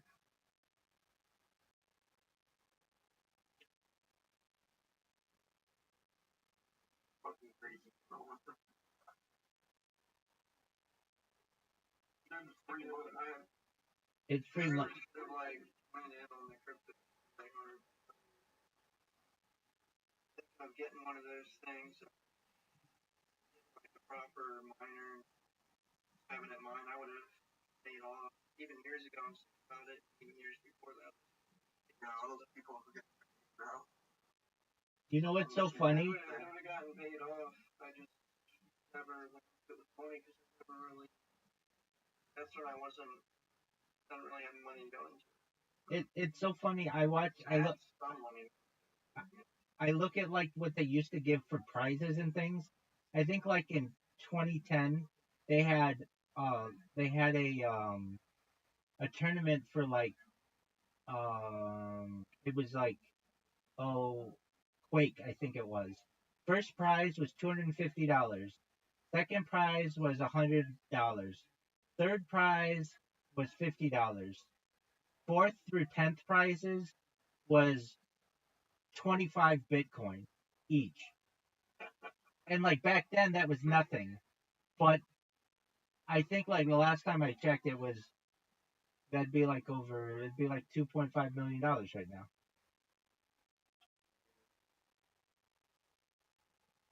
But just think like oh dude, I won this tournament and I got $250, and then the guy who came in sixth is now a multimillionaire. Exactly.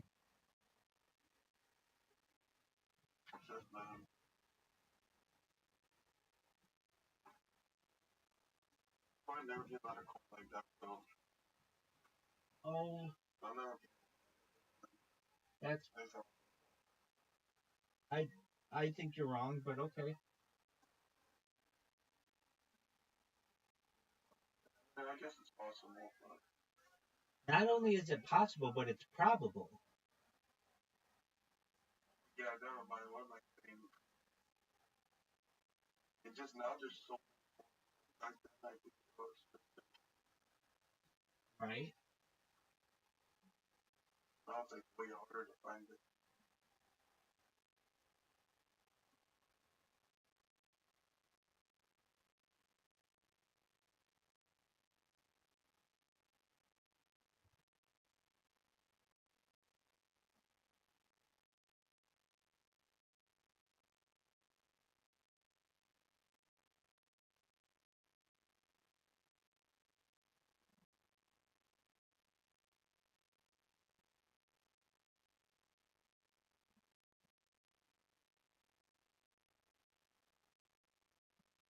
wait, Rabbi, what were you saying about the depreciation of the coin mining? Well, you've got power. Wear on the machine, depreciation. Yeah, I mean, you just have to pay power. Yeah.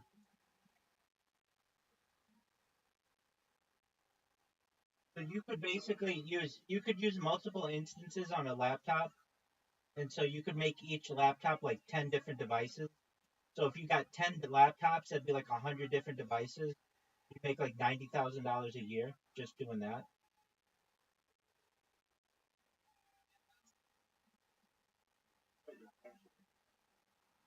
That's true too.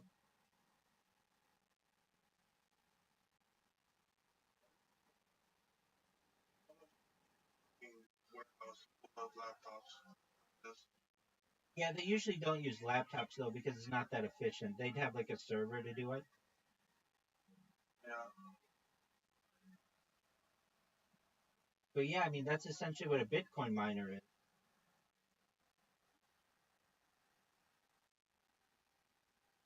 Take care, pimp.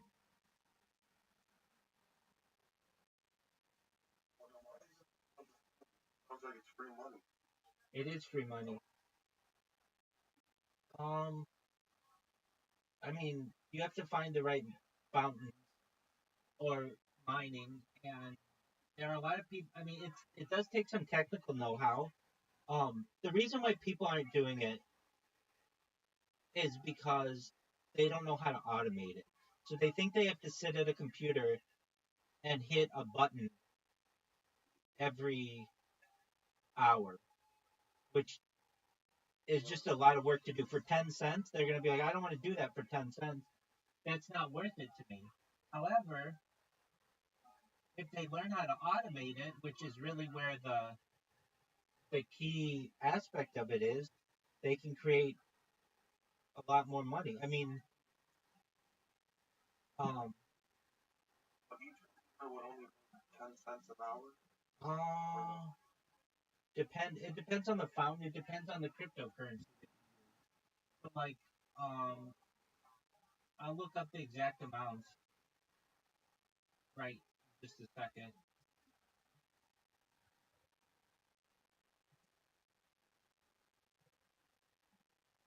I guess these numbers fluctuate all the time. Crypto. Exactly. So it depends on what cryptocurrency it's generating as well. Just for a moment, I'll look it up. Usually, I mean, the ones that I've seen pay Satoshis, which isn't Bitcoin, but it's like a sub Bitcoin. And it's like 0.00001 Satoshi an hour, something like that, which doesn't seem like a lot, but it could be very lucrative to someone. Let me look it up right now. On the modern investment platform, um,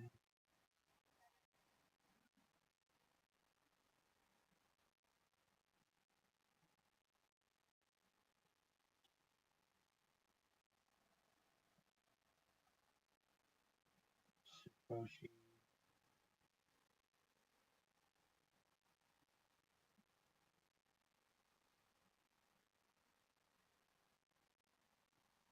All right, so here's how it works.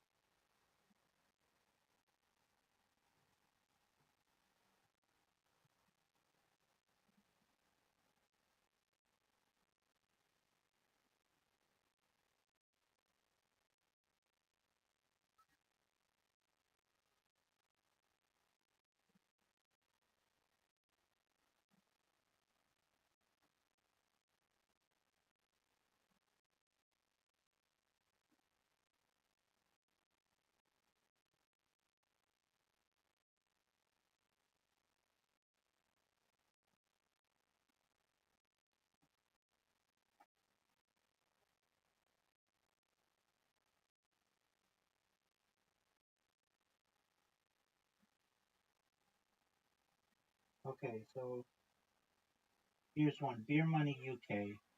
I've heard of this one. Get paid a few Satoshi for. So this one you get it for listening to podcasts.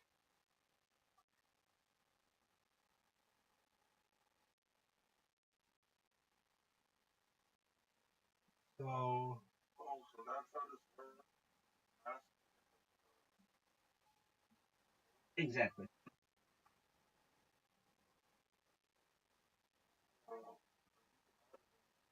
Correct.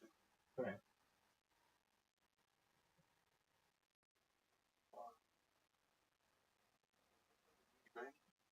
okay. No,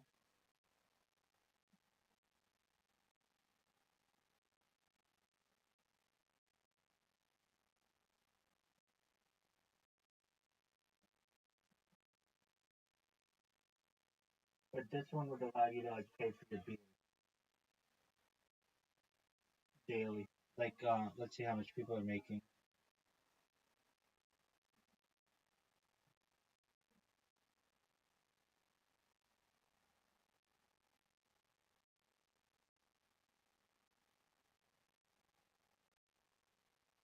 I mean, it's not a lot of money you'd be making, but if you automate it, it could be. So basically, you have 10 different accounts going on one device. That would be 100, let's say 100 Satoshis an hour.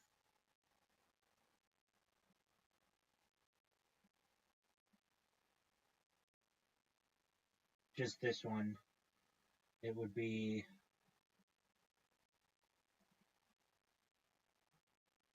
$84. That would be good. An hour? If you did, okay, so wow, Satoshi has gone up a lot. So that's the thing, it's cryptocurrency. So these things could be worth really, Yeah. okay, so um, you're going to make like 6 cents per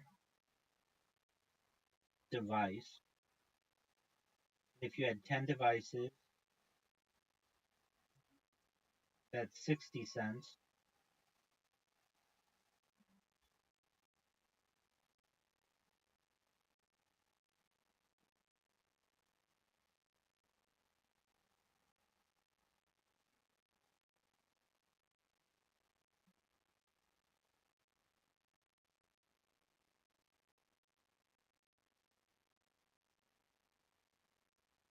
Okay, so the current price of Satoshi is 85 cents per Satoshi.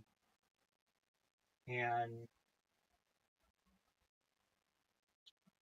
wow, these fountains have started to pay much better if you can even get them anymore. Um, some people have a Satoshi as $1.39. I know people in Discord just used to give me Satoshi just to stream in their Discord.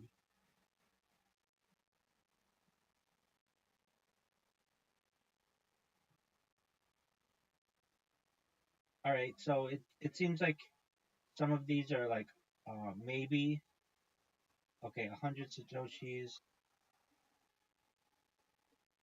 It's about $84. So we'll say like one one Satoshi to USD is about 84 cents, 85 cents, depending on the exchange. Some of them are as low as 8.52 cents. Another one's like $1.20, just depending. So it's actually 0.0000000001 Bitcoin, but because Bitcoin's pretty high, these this has gone up as Yeah. well. So it's like 85 cents. So you might be able to make per podcast. Let me look. Fountain, Lightning.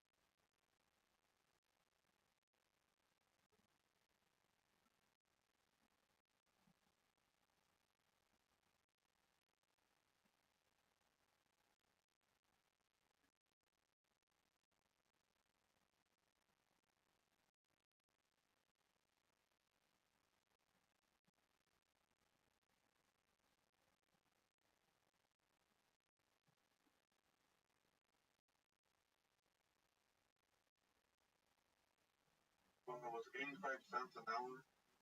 Yeah. No, not necessarily. Let's. It depends. So here we go. So somebody, this was 2 years ago, but Fountain get paid a few satoshi for listening to podcasts. So you'd make um they give you a variable amount of satoshis for every minute you listen to a podcast. Yesterday it was 5 for me, so he got 300 satoshis for the hour. So today if you were to do that, you would make like $240 per podcast. Now it's not paying that well now because they don't, probably back when he did it, it's probably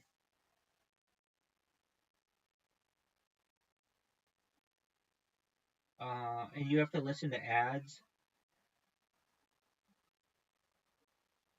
So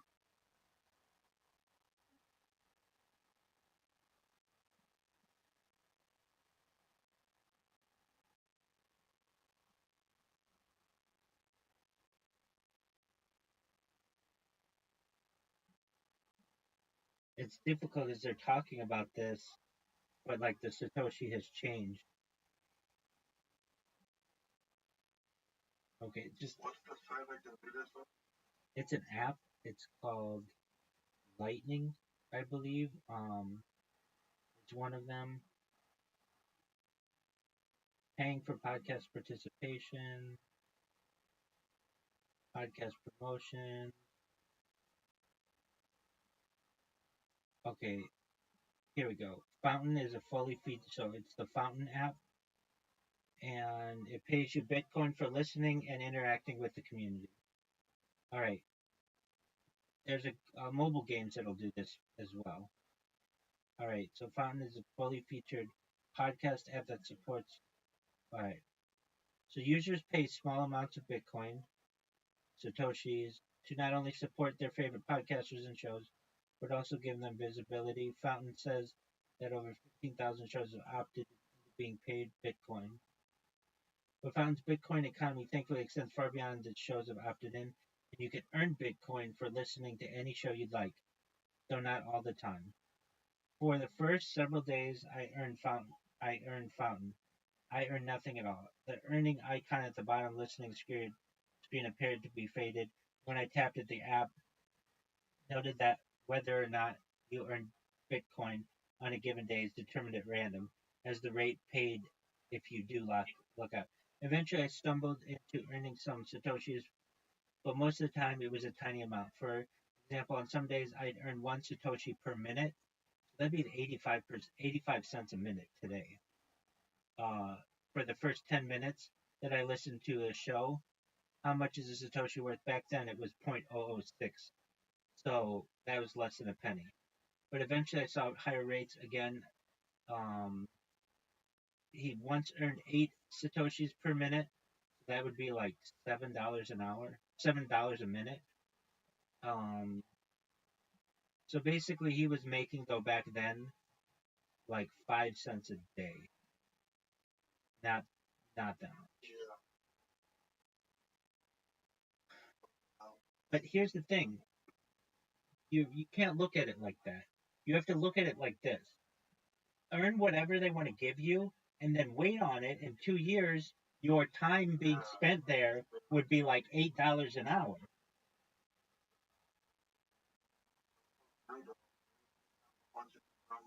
Exactly.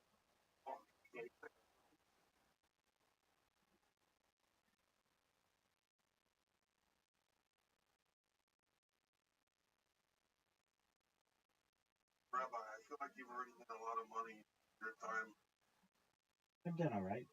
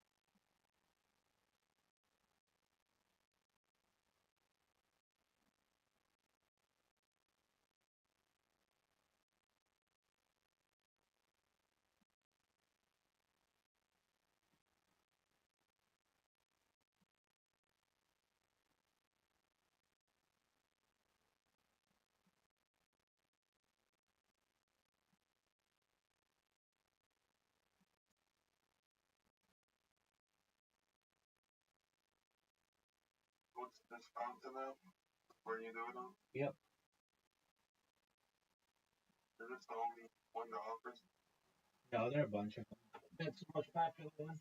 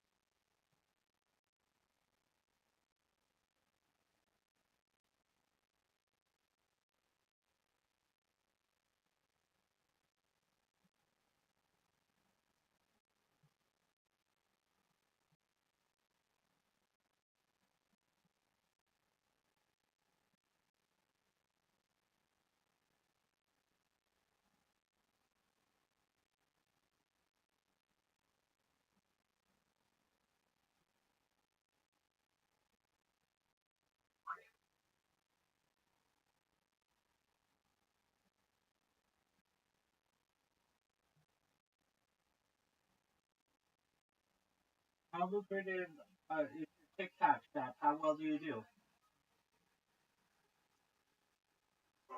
I do between all my accounts around average of 5 feet a month. $5,000 a month? That's great. Yeah, that's with 5 accounts.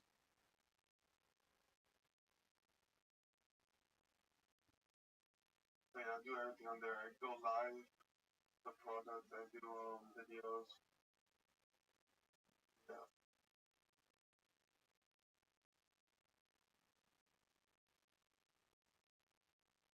How many hours a week? I'll go live like between 5 to 6 hours. On a more like 4 to 5 hours a day, Monday through Friday, and then I'll post like a hundred videos like every day. Make that? I mean, I don't, but like the majority of the videos are just like really fast videos. They're pretty easy to make. It takes me like 20 seconds to make. Then I have like some other. Um, yeah, you have to tag the product on the video.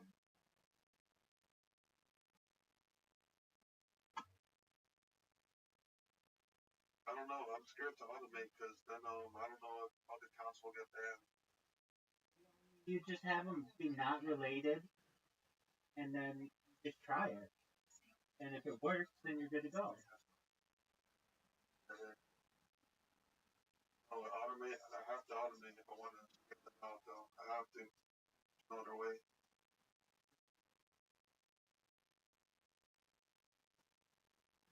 But on iOS devices, Yeah. right? So you can automate on Android.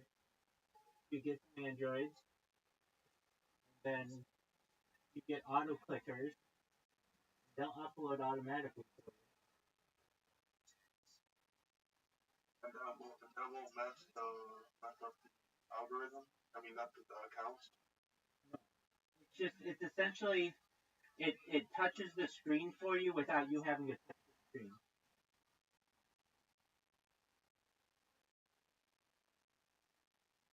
Oh, I see. And it can it tag the product? Yes. Oh my god! Holy shit!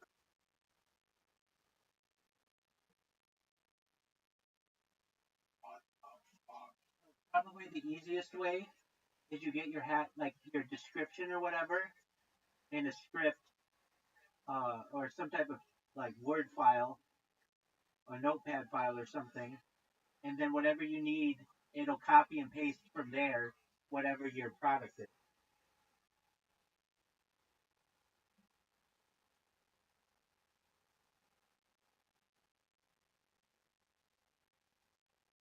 But yeah, well, the way it works on TikTok, you put all the products you wanna affiliate for in the. It's not like a U. It's not like a URL. Then just like you put. Let's say I select these five products I want to sell, and then they'll just be there in your what's called the showcase. And yeah, before you go to post, click the box. Well, I guess it'll be able to do it. Just whatever you would normally type in the box, you just put in something Yeah. so that your device can copy and paste it. And,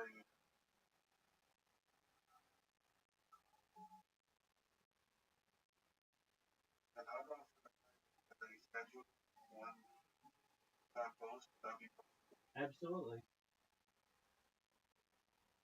holy fuck. So like, let's say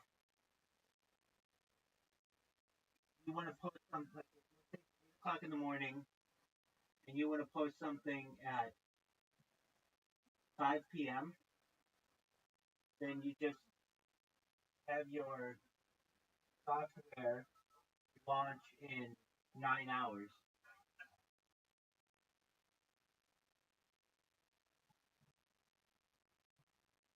Yeah.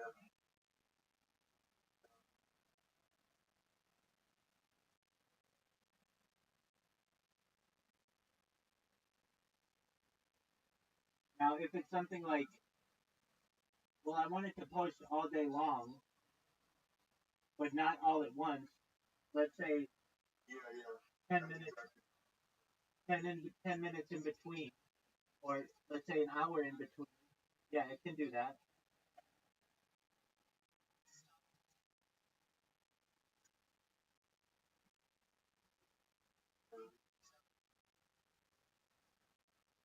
So basically, like, let's say you want to wake up every day at 10 a.m.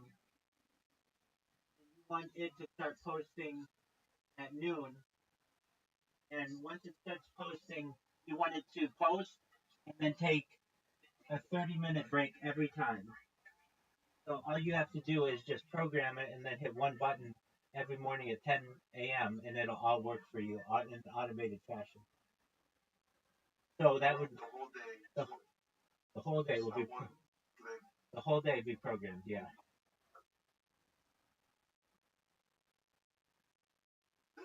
This is all this technology, or has this been around for a while? It's a good question. It's been around for a while, but no one uses it, and I don't know why. That's what I'm figuring.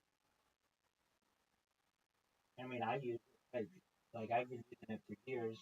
Um, like these accounts that it's making for me as I'm talking with you.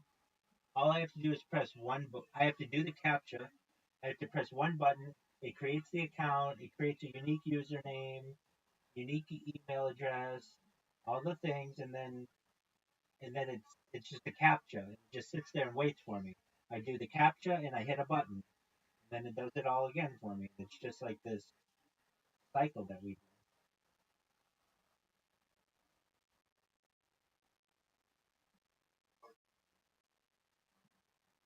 Yeah, I have a feeling they don't want people to know about it. There's already the theory that the the, the dead internet theory that's talked about, and they don't want to kill it anymore. Business like amazing. Right.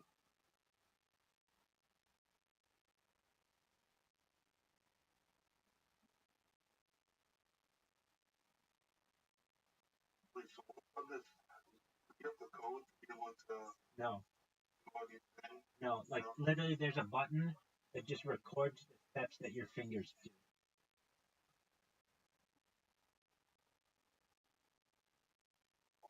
Oh, what? Oh my gosh, this is actually the same code. What?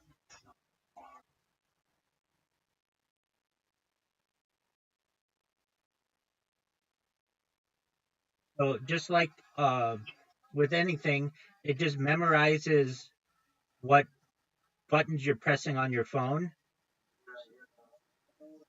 But three,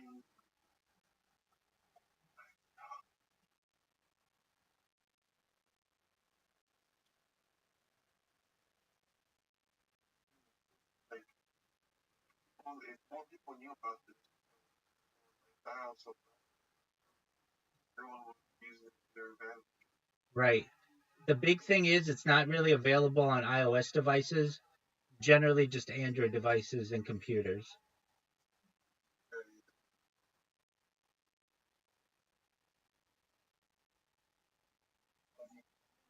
On an iPhone, The best way, because iPhone doesn't allow for overlays, the best way to do it on an iPhone, and it's not even a good way, is just creating really complicated shortcuts. Have you ever used the shortcuts app? All right, so there are like things that you can do, but they're not that like they're not going to be what you want.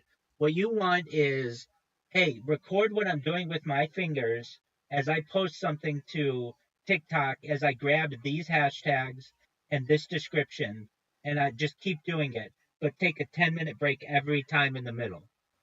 And that's very easy to do.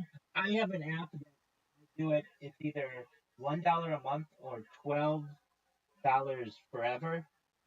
And then there's another app that I like, um, that's like $7 a month, but it's really it's like it can do a lot more.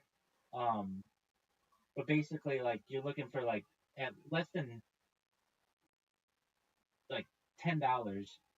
Well, actually, some of them are free, so you can even do it for free.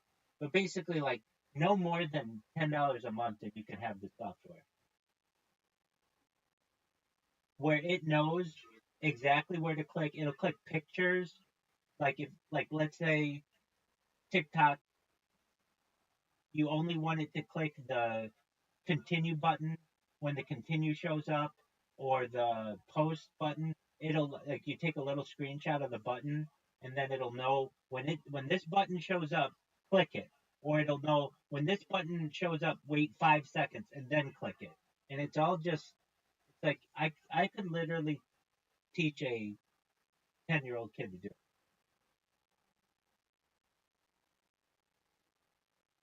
bro, this is fucking like, bro, this the amount of shit doing. Like, the limit. Have you used this technology for money? Yeah, Or like making money? to create lots of accounts, and I mean, I haven't needed the money, so no, not to make money really. I use it more for just self promotion.